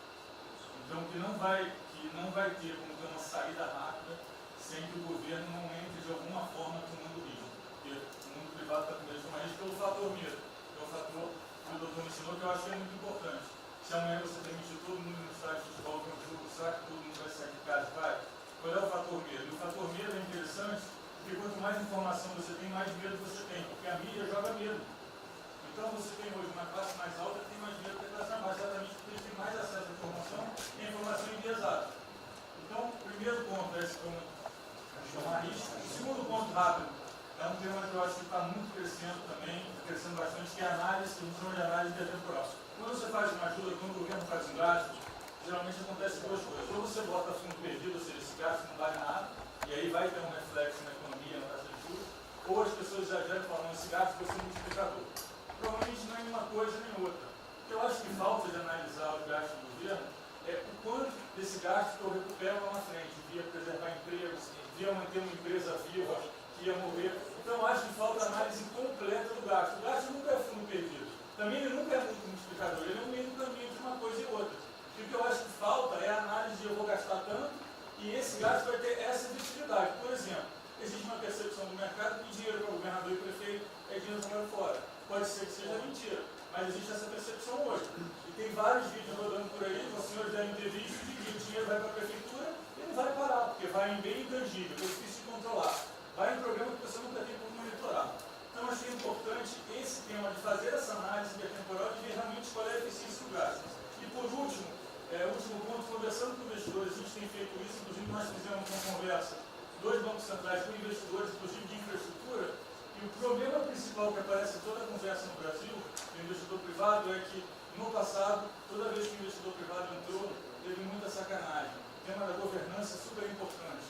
Então, eu estava conversando com o Marinho, a coisa mais importante desse projeto, na minha opinião, é garantir que a governança é boa. O investidor privado ter certeza que ele vai estar junto com o governo, ou ele vai estar em grande parte tomando risco, às vezes o governo vai tomar um pouquinho, mas que é uma coisa que ele não precisa se preocupar na frente da governança. E o jeito de melhorar a governança é colocar agentes internacionais que fazem governança mundial. A gente conversou um pouco sobre isso. É só isso. Obrigado. Obrigado. Ministra Damares, por favor. Perdão, Marcelo já falou? Não.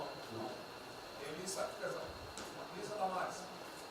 Ministro, parabéns pela ideia, mas eu preciso lembrar e eu preciso fazer sempre isso para que a gente não perca o foco, a questão de valores, ministro. Esse governo tem um pilar dos valores. Não se pode construir nada neste governo sem a gente trazer valores. Nós estamos sabendo, e a gente está falando o tempo todo, que nós não seremos mais os mesmos depois dessa pandemia. O mundo não será mais o mesmo, nós não seremos mais o mesmo, e nós vamos ter que fazer uma revisão de políticas públicas no mundo todo e no Brasil. Nós vamos ter que nos reinventar, com certeza. Neste momento, o que nós estamos vendo aqui no nosso comitê? Nós estamos buscando dados e não estamos encontrando dados. Nós recebemos um governo que não tinha dados, os dados que nós tínhamos eram falsos, mentirosos. Um Brasil de achismo, um Brasil de talvez, eu acho que talvez sim, talvez não. Políticas públicas construídas até agora nessa nação em cima de talvez e de achismo. Nós vamos ter que rever muita coisa. É um país plural. Quando a gente vai buscar os povos tradicionais agora para a gente construir enfrentamento ao coronavírus, nós descobrimos, ministros, que nós temos 1.300.000 ucranianos no Brasil. Ninguém nunca falou de ucranianos para nós no Brasil. Com a sua cultura totalmente preservada no Brasil. Nós estamos com 1.500.000 ciganos, e eu falava de 1.300.000, e são 1.500.000 ciganos. Nós estamos... Então, presidente, nós vamos ter que rever muita coisa na aplicação das nossas políticas públicas no Brasil. Os nossos seringueiros são em números maiores do que a gente imagina no Brasil. Então, tudo que nós formos construir, nós vamos ter que ver, ministro, a questão dos valores também. A questão, os nossos quilombos estão crescendo e os meninos estão nascendo nos quilombos e seus valores estão lá. Então, tudo vai ter que ver a questão dos valores. E quando eu falo valores, ministro, eu quero dizer para o senhor, nós estamos com quase 80.000 idosos em abrigos no Brasil. Eu me surpreendi com números. Nós estamos com quase 60.000 crianças em abrigos no Brasil. Os números estão me surpreendendo. E eu estou com um número absurdo de mulheres também em busca de abrigos por causa de violência. Então, tudo isso tem que vir para este pacote.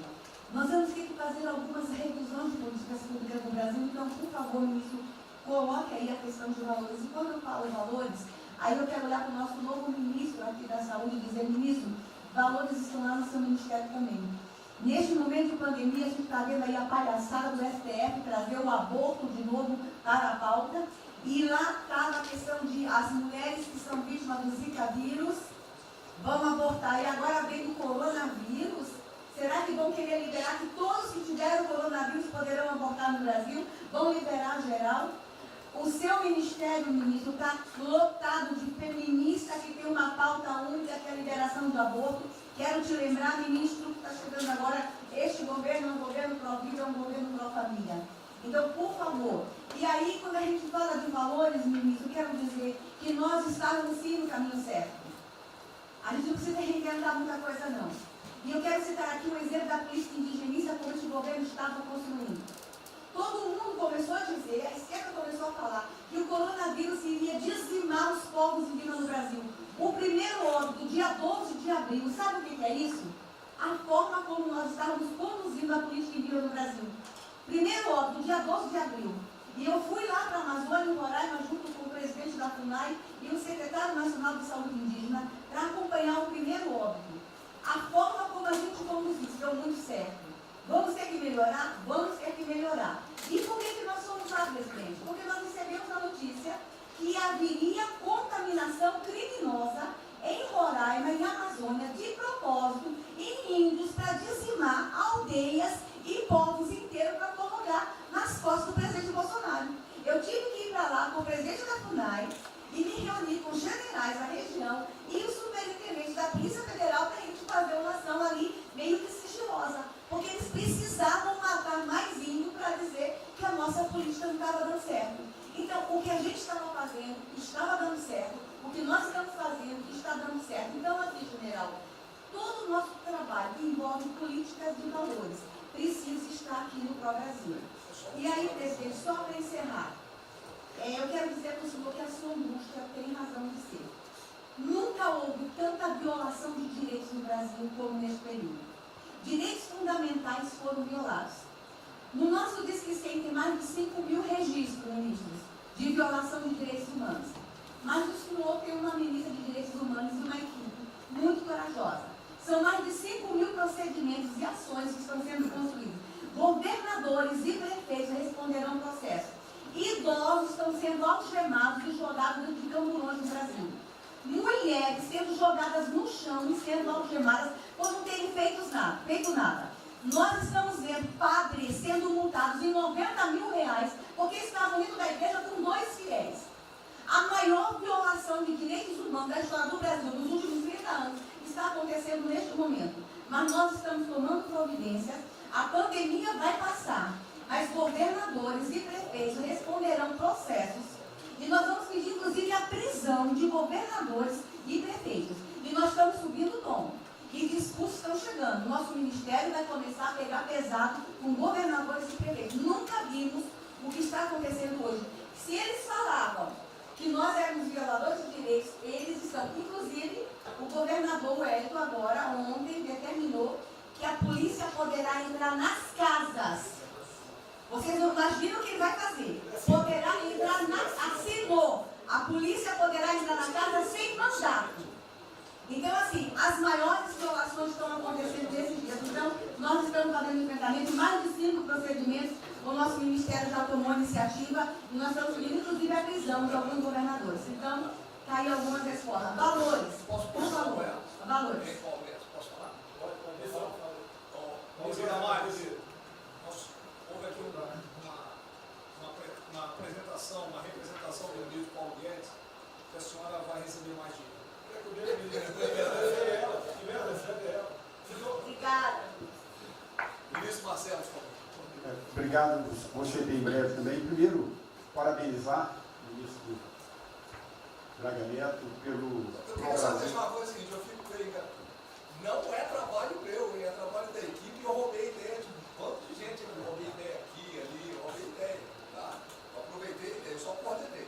Um cronograma importante do projeto, obviamente, todos os ministérios, como o Ministério do Turismo também, já estão finalizando até amanhã esse programa de retomada. E, presidente, o turismo, obviamente, ele tem uma importância muito grande para a economia, o Paulo Guedes sabe disso, mais de 8%, ou seja, quase 10% do PIB nacional é turismo. E o presidente falou que vai extinguir o Ministério porque o turismo acabou. Agora precisa do Ministério mais do que nunca, presidente. O turismo ele vinha numa crescente muito importante. O ano de 2019 cresceu 2,6%, enquanto a economia cresceu 1%, gerou 163% a mais de emprego do que o ano de 2018. E, obviamente, no meio dessa pandemia, foi o primeiro a ser impactado de forma brutal. O Rogério Marinho sabe bem disso e nos ajudou muito aí. Quero aproveitar para agradecer o Paulo Guedes, a Marinho também nos ajudou muito nesse processo, de contemplar, ou seja, de ter um plano de ação que viesse evitar o desmonte do setor do turismo, porque grande parte das empresas do turismo passou de um fluxo de caixa de 100 para 0 de um dia para o outro. Então, ações como a suspensão de contrato de trabalho, o ministro Moro também agradeço, teve uma ação fundamental para o setor, que foi uma medida provisória que contemplasse ambas as partes, tanto o consumidor quanto as empresas, através da Senacom, o que impediu judicializações em massa, porque aquela pessoa que comprou o ingresso de um show ou um pacote turístico, ela, se fosse para cima das empresas ainda para pedir o reembolso de imediato, isso seria catastrófico, geraria mais desemprego ainda. Então, essa medida provisória garantiu que as empresas pudessem ter um fôlego, um prazo aí de até 12 meses para fazer esse reembolso. Um terceiro ponto foi a questão dos créditos, que está terminando de ser fechado junto ao Banco BNDES. Agradeço muito aí também o Montesano, a Caixa Econômica também, o Pedro, o ministro Paulo Guedes, que o entrave maior estava na questão das garantias, mas a gente está conseguindo finalizar esse modelo de crédito para contemplar a todos, desde o MEI ao micro, pequeno, médio, o grande empresário no Brasil do setor turístico. O setor, presidente, ficou muito feliz, se sentindo contemplado com todas essas ações e medidas por parte do governo federal. O setor do turismo no Brasil fizeram cartas com as principais associações agradecendo a postura do governo federal em relação a isso. Eu quero, presidente, falar um assunto aqui que talvez seja muito polêmico, mas eu acho que é importante esse debate nesse momento. Aí eu falo também para a ministra Damares, que eu sei que é uma pauta muito sensível também a ela, que é a questão, presidente, porque o Ministério do Turismo agora tem que ter um planejamento, um plano de atração de investimentos, que é o que gera emprego, renda, é o que ajuda, obviamente, a economia do Brasil. E para isso, presidente, eu acredito que é um momento propício nesse planejamento da retomada discutir os resorts integrados. Não é legalização de jogos, não é bingo, não é caça-níquel, são resorts integrados. Obviamente, presidente, uma pauta precisa ser construída, ainda mais estou olhando para um cara aqui para mim. A pauta precisa ser construída com as bancadas da Câmara, tanto a evangélica quanto a católica, mostrando ou desmistificando vários mitos que giram em torno disso. Não sei se o ministro Paulo Guedes concorda. nós temos a possibilidade de atrair pelo menos 40 bilhões de dólares para o Brasil só de outorgas, de investimentos imediatos para essa pauta. Mas o que precisa ser feito, presidente, é realmente desmistificar a questão de evasão de divisas, de lavagem de dinheiro, de tráfico de drogas, e para isso eu sugeriria que nesse debate pudéssemos contar com o Ministério da Justiça, através da Polícia Federal, o Ministério Público na mesa, a Receita Federal, os órgãos de controle, mas obviamente, presidente, uma pauta que só levaremos para frente se a gente conseguir pacificar ou nos fazer entender pela bancada evangélica, pela bancada católica, para que não haja uma distorção na comunicação disso. Tem que ser um projeto muito bem feito, que eu acredito que pode ser, nesse processo da retomada, uma grande oportunidade para o Brasil atrair grandes complexos, dos quais apenas 3% são utilizados para os cassinos. E outra, isso não tem impacto diretamente nenhum na família dos trabalhadores brasileiros. Tá tipo diabo. Não, não é bem isso não. Eu vou ter que começar a desmistificar para dar mais, gente. Eu estou vendo isso. Então, presidente, aqui, não estou dizendo que a gente tem que colocar isso como um projeto de governo, obviamente, mas abrir esse debate em torno dos resorts integrados. Tá. E para finalizar, presidente, o ministro Nelson, prazer estar aqui com o senhor a primeira vez, a gente fez um projeto muito bem elaborado, né, dentro do comitê de operações, que visa fazer com que os hotéis possam abrigar os profissionais de saúde, e só os profissionais de saúde. A questão do anterior do Ministério, por 2 vezes eu mandei a mensagem, não se manifestou, não se interessou, mas eu acredito que é um projeto que pode, sobretudo, trazer para o governo federal uma boa visibilidade com essa preocupação de quem está na linha de frente do combate, que são os profissionais de saúde. Visando 2 coisas, eu já vou terminar. É primeiro melhorar essa logística do profissional de saúde, que sempre tem um hotel próximo ao hospital, aos hospitais, e também a preservação da família desses profissionais, mostrando, obviamente, a sensibilidade do presidente Jair Bolsonaro na preocupação com essas vidas desses profissionais. Obrigado. Parece que é hoje às 16 horas. Hoje, então. É uma reunião marcada para a gente discutir isso aí. Obrigado. Saúde e turismo. Penúltimo debatedor, o ministro Weintraub. Obrigado. Em 3 anos eu... Obrigado. Em 3 anos, através do Onix, eu conheci o presidente. Nesses 3 anos eu não pedi uma única conselho, não tentei promover minha carreira, me ferrei na física, ameaça de morte, na universidade, e o que me fez, naquele momento, embarcar junto, era a luta pela liberdade. Eu não quero ser escravo nesse país, e acabar com essa porcaria que é Brasília. Isso aqui é um campo de corrupção, de privilégio. Eu tinha uma visão extremamente negativa de Brasília. Brasília é muito pior do que eu podia imaginar. As pessoas aqui perdem a percepção, a empatia, a relação com o povo. Se sentem inexpugnáveis.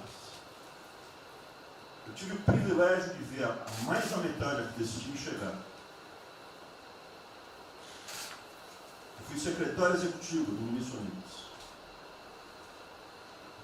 Eu acho que a gente está perdendo um pouco desse espírito. A gente está perdendo a luta pela liberdade. É isso que o povo está gritando.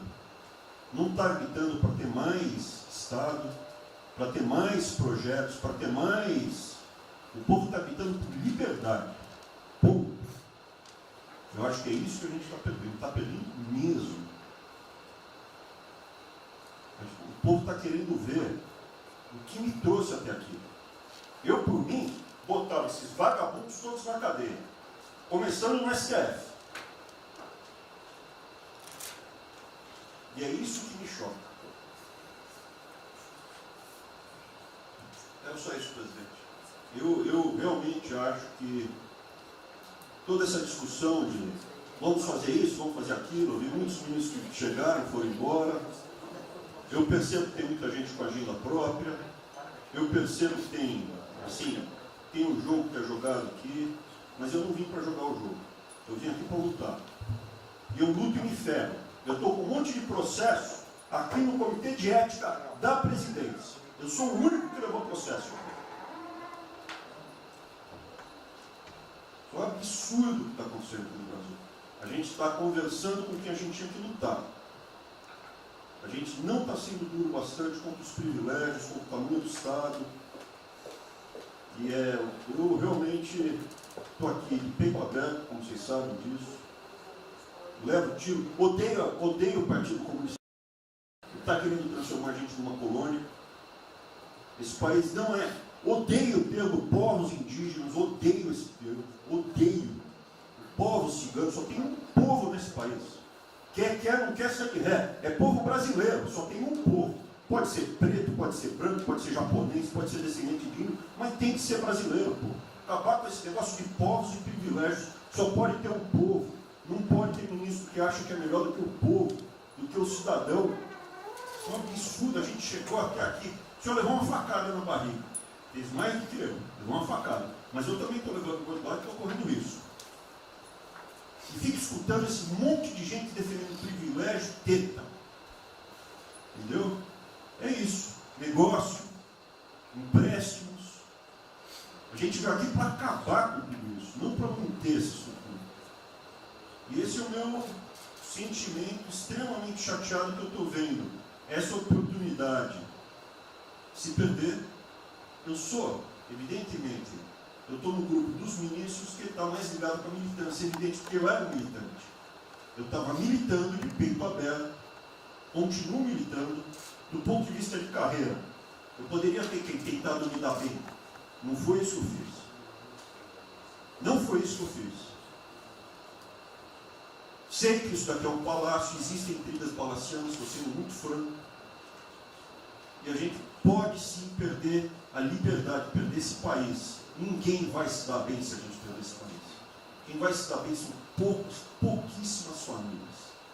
Pouquíssimas famílias. Não se iludam. Não se iludam. É isso. Deixa eu complementar aqui. O que o Ventralho está falando, eu estou com 65 anos, a gente vai se aproximando do que não deve. Eu já tenho me policiado tocante a isso daí. São pessoas aqui em Brasília, os três poderes, que não sabem o que é povo. Eu converso com alguns, não sabem o que é um feijão com arroz, não sabem o que é um supermercado, esqueceu. Acho que o dinheiro cai do céu. Eu estou com meus privilégios garantidos, meus 100 mil por mês, em média, 100 mil por mês a galera, né? Legalmente. E acho que isso não vai acabar nunca. Como alguns acham que a liberdade, qual é desse cara? Tá maluco? Eu estou vendo mais antigo aqui, o Rangel aqui. Ele sabe o que é o foi 64. Muitos aqui não sabem. Essa cambada que tentou chegar no poder de 64, se tiver chegado, ele estava fudido todo mundo aqui. Cortando, ele estava felicíssimo cortando cana, ganhando $20 por mês. Não pode esquecer disso. Nós não podemos esquecer o que é esse povo. Eu vou convidar os ministros para domingo e passar essa semana da Guadia. Convite, né? Não é missão, não, convite. Para ver como é que está o cara na esquina. Depois ver uns merda para falar aí, né? Uns merda de sempre. O cara rompeu o isolamento, está dando peça. Tem que ver pro cacete, pô. Ele está passando fome, está na merda, pô. Sentiu o cheiro de povo. Como eu falei lá. É uma experiência para todo político sentir. E lá ver como é que está o negócio. Ou a gente tem que estar como se fosse, né, um general na retaguarda e deixar a tropa se ferrar na frente. Não, o general está na frente, o coronel está na frente, o capitão está na frente. Nós, heróis da Segunda Guerra Mundial, estiver na frente do campo de batalha. Simples aqui, tenho certeza que as Forças Armadas vão cumprir com o seu papel, mas, né, nós temos que dar exemplo. E mostrar que o Brasil não é. Eu sou mais educado que o Ventralho, até me polir muito, né, o linguajar que ele usou, mas não é isso. Que o pessoal pinta por aí, se reunindo de madrugada, para lá, para cá. cima de informações. O meu funciona. O meu particular funciona. Os que tem oficialmente desinformam. E voltando ao tema, eu prefiro não ter informação do que ser desinformado por cima de informações que eu tenho. Então, pessoal, muitos vão poder sair do Brasil. Mas não quero sair, ver a minha irmã de Eldorado, outra de Cajati, o coitado do meu irmão capitão do exército de Miracatu, se fuder, pô. Como é perseguido o tempo todo. É a bosta da Folha de São Paulo. Diz que meu irmão foi expulso de um açougue em registro, que estava comprando carne sem máscara. Comprovou no papel, estava em São Paulo esse dia. O dono do restaurante, do açougue, falou que não estava lá. E fica por isso mesmo, isso aqui é problema dele. Né? Mas é putaria o tempo todo para me atingir, mexendo com a minha família. Já tentei trocar gente da segurança nossa no Rio de Janeiro, oficialmente, e não consegui. Isso acabou. Eu não vou esperar fuder minha família toda, de sacanagem, o amigo meu, porque eu não posso trocar alguém da segurança na ponta da linha que pertence à estrutura. Vai trocar. Se não puder trocar, troca o chefe dele. Pode trocar o chefe dele? Troca o ministro. E ponto final. Não estamos aqui para brincadeira. Eu tenho um garoto aqui, com todo respeito, do BNDES. Eu conhecia, ele usava calção lá. Pode ver nos Estados Unidos para cá, podia estar muito bem lá. Veio para cá, eu tentava mudar o Brasil com o vídeo do Paulinho. E amigos, pais dele, eu conheci mesmo, Paulinho. Eu não lembro dos teus pais, nem você, tá certo? Mas alguém que está investindo aqui. E todos nós temos que pensar nisso. O que esses filhos de Maia querem, é a nossa liberdade. Olha, como é fácil impor uma ditadura no Brasil, como é fácil. O povo da delicado. Por isso que eu quero, de ministro da Justiça, ministro da Defesa, que o povo se abre. Que é a garantia que não vai ter um filho da puta aparecer para impor uma ditadura aqui. Que é fácil impor uma ditadura. Facílimo. Um bosta do prefeito, faz um bosta no mercado, algema e deixa todo mundo dentro de casa. Se tivesse armado, ia para a rua. E se eu fosse ditador, né, eu queria desarmar a população, como todos fizeram no passado, quando queriam, antes de impor a sua respectiva ditadura. Aí, que a demonstração nossa, eu peço ao Fernando e ao outro, por favor, assine essa portaria hoje, que eu quero dar uma puta do recado para esses bosta. Por que eu estou armando o povo? Porque eu não quero uma ditadura. E não dá para segurar mais. Não dá para segurar mais. Quem não aceitar as minhas bandeiras, Damares, família, Deus, Brasil, armamento, liberdade de expressão, livre mercado, quem não aceitar isso está no governo errado. Esperem para 22, né, o senhor Álvaro Dias, esperem o Alckmin, espere o Haddad, ou talvez o Lula, né? E vai ser feliz com eles, pô. No meu governo está errado. É escancarar a questão do armamento aqui. Eu quero todo mundo armado. Que o povo armado jamais será escravizado. E que cada um faça, exerça o teu papel, se exponha. Aqui eu já falei. Pede o ministério quem for elogiado, pela Folha e pelo Globo. Pelo antagonista, tá? Então tem certos blogs que só tem notícia boa de ministro, não sei como. O presidente é uma porrada, o ministro é elogiado. A gente vê por aí, o governo tá, o Ministério do Bem, apesar do presidente. É pra puta que eu pariu, porra. Eu disse, cadê o time, porra? Trocamos o time, espero trocar mais ninguém, espero. Mas nós temos que, na linha do Van Traub, de forma mais educada um pouquinho, se preocupar com isso. Que os caras querem é a nossa hemorroida, é a nossa liberdade. Isso é uma verdade. O que esses caras fizeram com o vírus, esse bosta desse governador de São Paulo, esse estrume do Rio de Janeiro, entre outros, é exatamente isso. Aproveitaram o vírus, está um bosta do prefeito lá de Manaus agora, abrindo cobras coletivas. Um bosta, que quem não conhece a história dele, procure conhecer, que eu conheci dentro da Câmara do meu lado. E nós sabemos que a ideologia dele e o que ele prega. E que ele sempre foi. O que está aproveitando agora, um clima desse, para levar o terror no Brasil. Então, pessoal, por favor, se preocupe, que é mais importante que a vida de cada um de vocês, que é a sua liberdade. Se não me preso, não vale porra nenhuma. esses valores, esses princípios, e o alerta do Raul é válido também, como sua evocação, é que realmente nós estamos todos aqui por esses valores. Estamos aqui por esses valores. Nós não podemos esquecer disso. Nós podemos conversar com todo mundo aqui, porque é o establishment, porque nós precisamos dele para provar coisas, mas nós sabemos que nós somos diferentes. Nós temos noção que nós somos diferentes deles. E quando eles cruzam a linha, a gente solta a mão e sai andando sozinho. Enquanto eles estiverem no trilho conosco, no caminho de fazendo as reformas que nós prometemos, nós estamos juntos. Mas o cara soltou a mão, passou para o lado de lá, deixa o cara sozinho, a gente continua sozinho e vai procurar outra conversa, em outro lugar.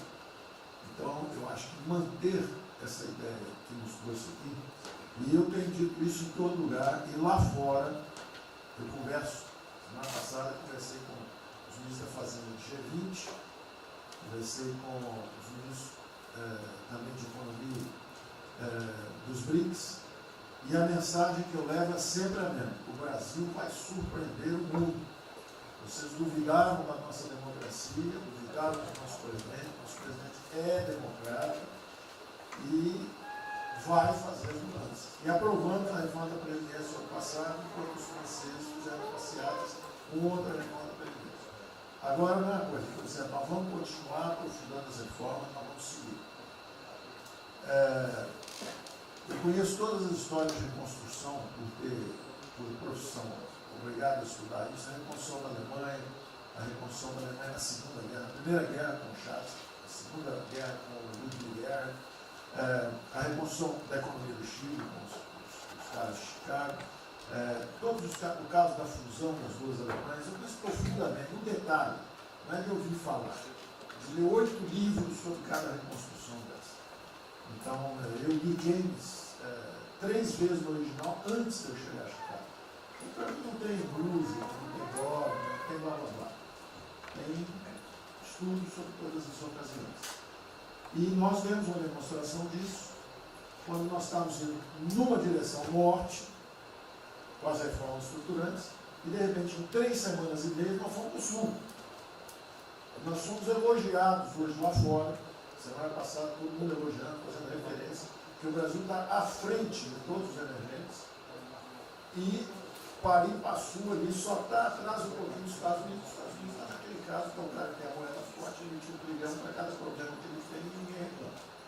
Fizemos vários programas antes dos alemães, vários programas antes dos ingleses, vários programas, de todo tipo. Então, se não existe algo aqui, é dogma. Existe capacidade de trabalho, tem um grupo extraordinário que eu tenho. Então, nós atacamos em todas as direções. Primeiro, o campus foi lá e reduziu os compulsórios, 200 milhões. Logo depois, nós não tínhamos espaço constitucional, fizemos antecipações de benefícios e diferimento de impostos, porque não tinha espaço constitucional. Logo depois, tivemos espaço pelo Supremo e pelo Congresso. Entramos nas constitucionais, gastamos 300 e poucos bilhões, que não é muito. Teve ideia, o último déficit do governo Temer foi 160. Nós gastamos 300. Não gastamos tanto assim, mas atingimos 50 milhões de brasileiros, como diz lá o Pedro. 70 milhões de brasileiros. Lançando essa camada para os mais frágeis. Pegamos os idosos, pegamos as empresas, microcrédito, depois de 0 a 360 mil, depois de 360 a 10 milhões. Montamos um comitê de bancos, estamos lá com o Montezano agora fazendo justamente a reestruturação. Não vai ter molezinha para a empresa aérea, para nada disso. É dinheiro que nós vamos botar usando a melhor tecnologia financeira lá de fora. Nós vamos botar dinheiro, vai dar certo, nós vamos ganhar dinheiro. Nós vamos ganhar dinheiro, usando recursos públicos, para salvar grandes companhias. Agora nós vamos perder dinheiro salvando empresas pequenininhas. Então nós estamos fazendo tudo by the book direitinho. Na conversa com os ministros da Fazenda lá de fora, eu disse que nós estamos com um déficit extraordinariamente alto esse ano, da mesma forma que eles, está todo mundo na mesma direção, só que nós caímos no chão, está uma confusão, tiro, porrada e bomba, mas nós não perdemos a busca. A gente cai, levanta e sabe para onde nós temos que ir. Nós não vamos perder a busca.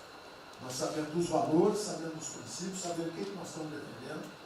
Estamos defendendo liberdade, liberdade econômica, liberdade política. Nós sabemos o que nós estamos defendendo. E estamos agora, no meio dessa confusão, derrubando a última torre do inimigo. Uma coisa é que nós vamos fazer a reconstrução e a nossa transformação econômica. A outra coisa são as torres do inimigo que a gente tinha que derrubar. Uma era excesso de gasto com a Previdência, derrubamos assim quebrando.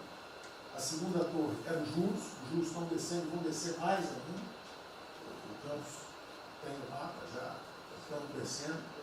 Então, para ter uma ideia, o ano passado, para esse ano, 120 bilhões a menos de juros. Um plano marcha por ano, né? Sem de juros a menos. Então nós sabemos, e é nessa confusão toda, todo mundo está achando que estão distraídos, abraçaram a gente, enrolaram com a gente, nós já botamos a granada no bolso do inimigo. 2 anos sem aumento de salário. Era a terceira torre que nós tínhamos que derrubar. Nós vamos derrubar agora também. Isso vai nos dar tranquilidade de ir até o final. Não tem jeito de fazer um impeachment se a gente tiver com as contas arrumadas, que um dia acabou, não tem jeito, não tem jeito. E o presidente está no ponto futuro. Porque o presidente falou assim, tudo bem, tem a primeira onda que é a da saúde, mas tem a segunda que é da economia. E uma vem agarrada com a outra. Nós estamos ainda tentando sair da primeira, a segunda já está querendo bater. Eu ainda acho que nós estamos preservando os sinais vitais da economia brasileira. Ela, para mim, ainda é um urso hibernando. Baixa sua energia para zero, consumo de energia para quase zero, só respira. Mas quando você sai da luta, você sai para comer o primeiro bicho não passar, você tem força. Nós não podemos deixar isso graças à super safra da nossa Tereza, à logística do Tarcísio, a comida está chegando, as exportações estão subindo, a China é aquele cara que você sabe que você tem que aumentar, porque para vocês terem uma ideia, para cada $1 que o Brasil exporta 3 para a China. Você sabe que ele é diferente de você, você sabe que geopoliticamente você está do lado de cá. Agora você sabe o seguinte, não deixa jogar fora aquilo ali não, porque aquilo ali é comida nossa, né? Nós exportamos para aqueles caras. Não vamos vender para eles, é um político nosso. Mas vamos vender a nossa sorte para eles. Isso a gente pode vender à vontade. Eles vão comer. Eles vão comer. A Índia também vai precisar comer. Vai ser o trading da água. Eles vão dizer que é a melhor trading da água. Um dia alguém comentou comigo, acho que foi o Campos, não foi o Campos? Foi. É o trading da água. Quer dizer, os caras precisam de alimento, não tem água, nós temos muito mais água do que eles têm.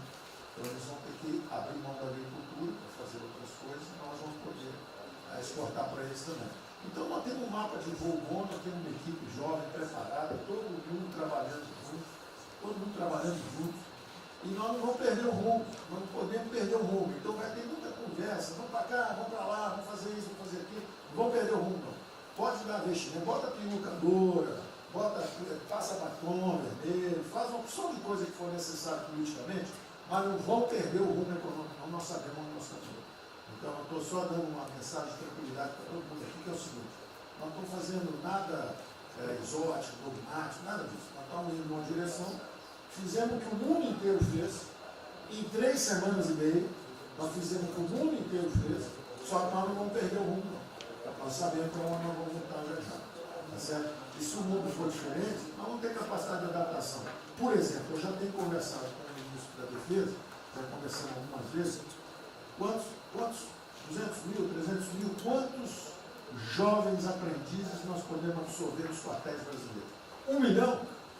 1 milhão a R$200, que é o Bolsa Família, R$300, o cara de manhã faz calistenia, aprende civil, organização social, como é que é o SPB, organização social, política, né? Faz ginástica, canta o hino, bate continente de tarde, aprende a ser um cidadão, aprende a ser um cidadão, disciplina, usar o tempo construtivamente, voluntário para fazer estrada, para fazer isso e aquilo. Sabe quanto custa isso? R$200 por mês, 1 milhão de cada, 200 milhões, pô. Joga 10 meses, 2 bi, isso é nada. Então nós vamos pegar na reconstrução, nós vamos pegar 1 bilhão, 2 bilhões e contrata 1 milhão de jovens. A Alemanha fez isso na reconstrução. Aí você também quer fazer estrada, precisa de 3, 4 bilhões a mais, tem um orçamento de 8, toma aqui seus 4 bilhões. Isso não faz falta. Não faz falta. Não é isso o problema. A mesma coisa o nosso problema do jogo, lá nos recursos integrados, não tem problema nenhum, são bilionários, executivos do mundo inteiro. O cara vem, fazem convenções, olha, o turismo saiu de 5 milhões em Singapura para 30 milhões por ano. O Brasil recebe 6. Uma pequena cidade recebe 30 milhões de turistas. O sonho do presidente de transformar o Rio de Janeiro em Cancún, Miami, dos Reis em Cancún, aquilo ali pode virar Cancún rápido. Entendeu? A mesma coisa a Espanha. A Espanha recebe 30, 40 milhões de turistas. Isso é uma cidade da Ásia. Macau recebe 26 milhões hoje na China. Só por causa desse negócio. É um centro de negócio.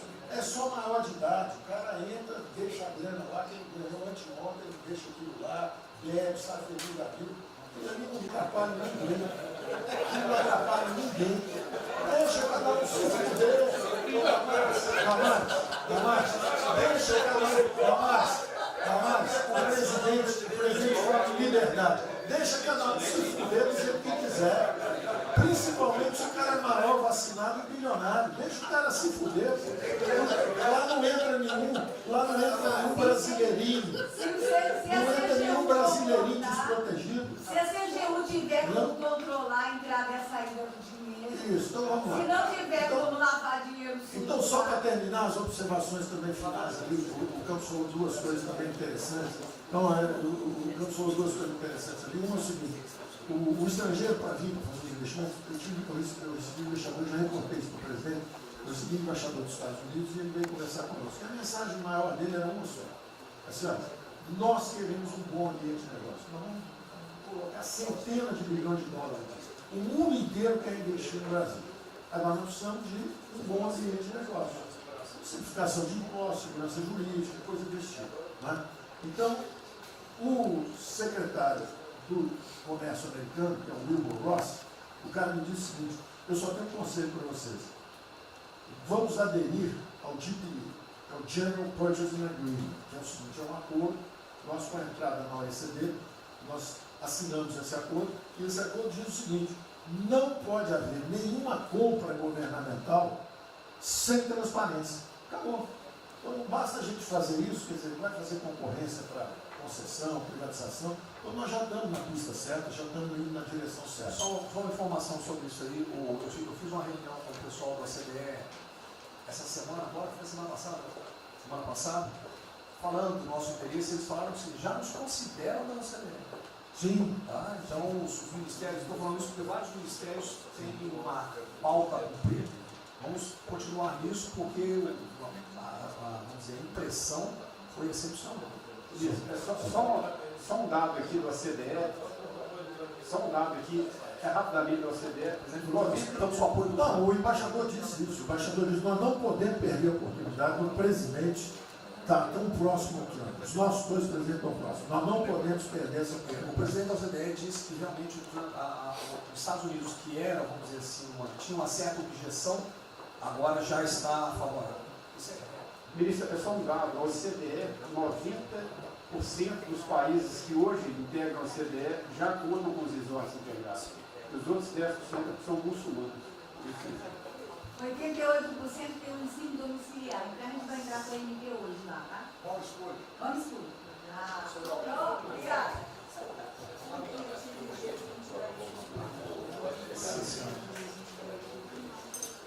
Uma nova ordem para o coronavírus. Muitos países vão colocar regras para ter estoque novamente. Eu acho que não é o nosso caso. Nós temos que ter acesso ao mercado, mas nós precisamos incentivar o turismo.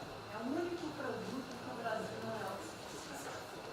O resto, se amanhã quiser fechar, temos 2 milhões. Nós temos 2 milhões, mas nós temos 2 milhões de hectares na linha Mato-Piba, prontos, inclusive com a Embrapa, com variedades super produtivas para poder investir lá.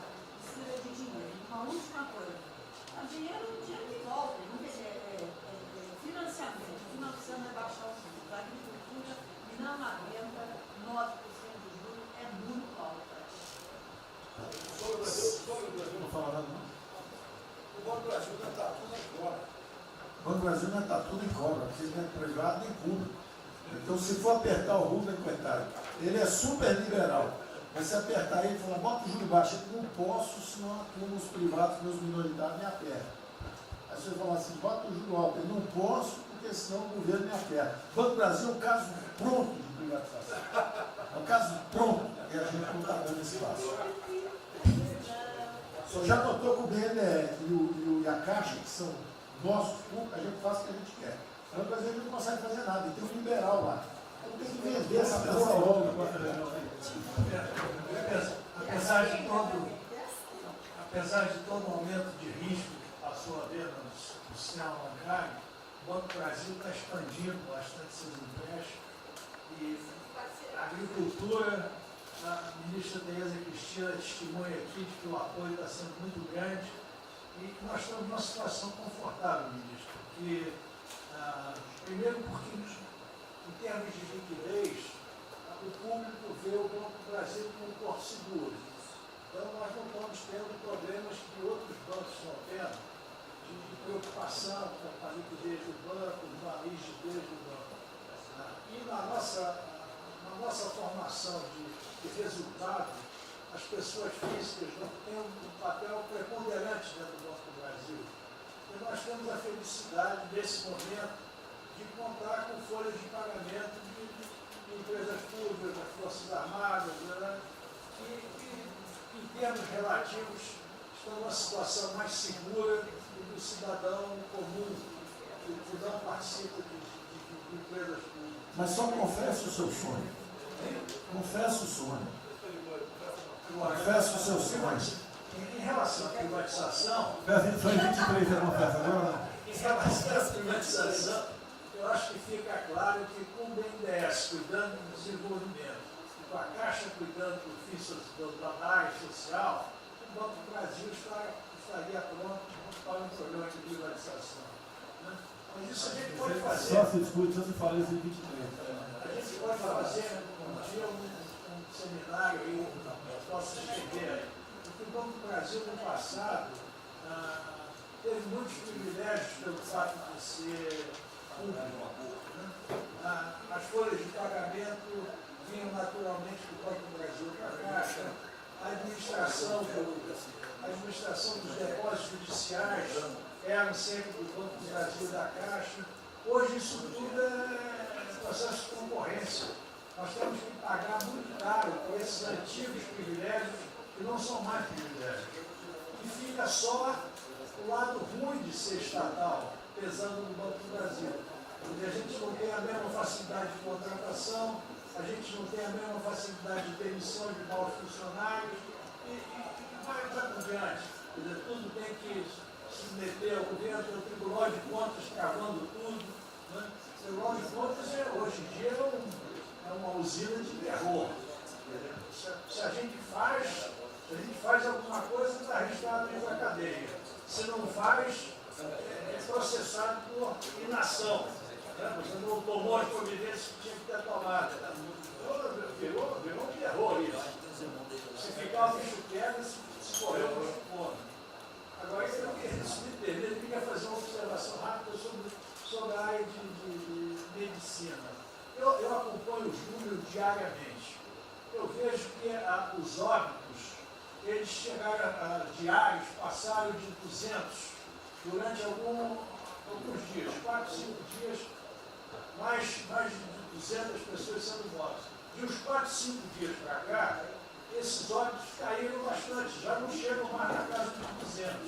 A minha sensação, de quem não é especialista no negócio, mas que observa os números, é que o tal do pico, o tal famoso pico, que gerava tantas preocupações, a minha sensação é que esse pico já passou. Né? Agora... É que o senhor não viu o número que nós mostramos assim agora, mas isso é outra história. Senhores, sem querer cortar, muito obrigado a todos, porque senão não teria.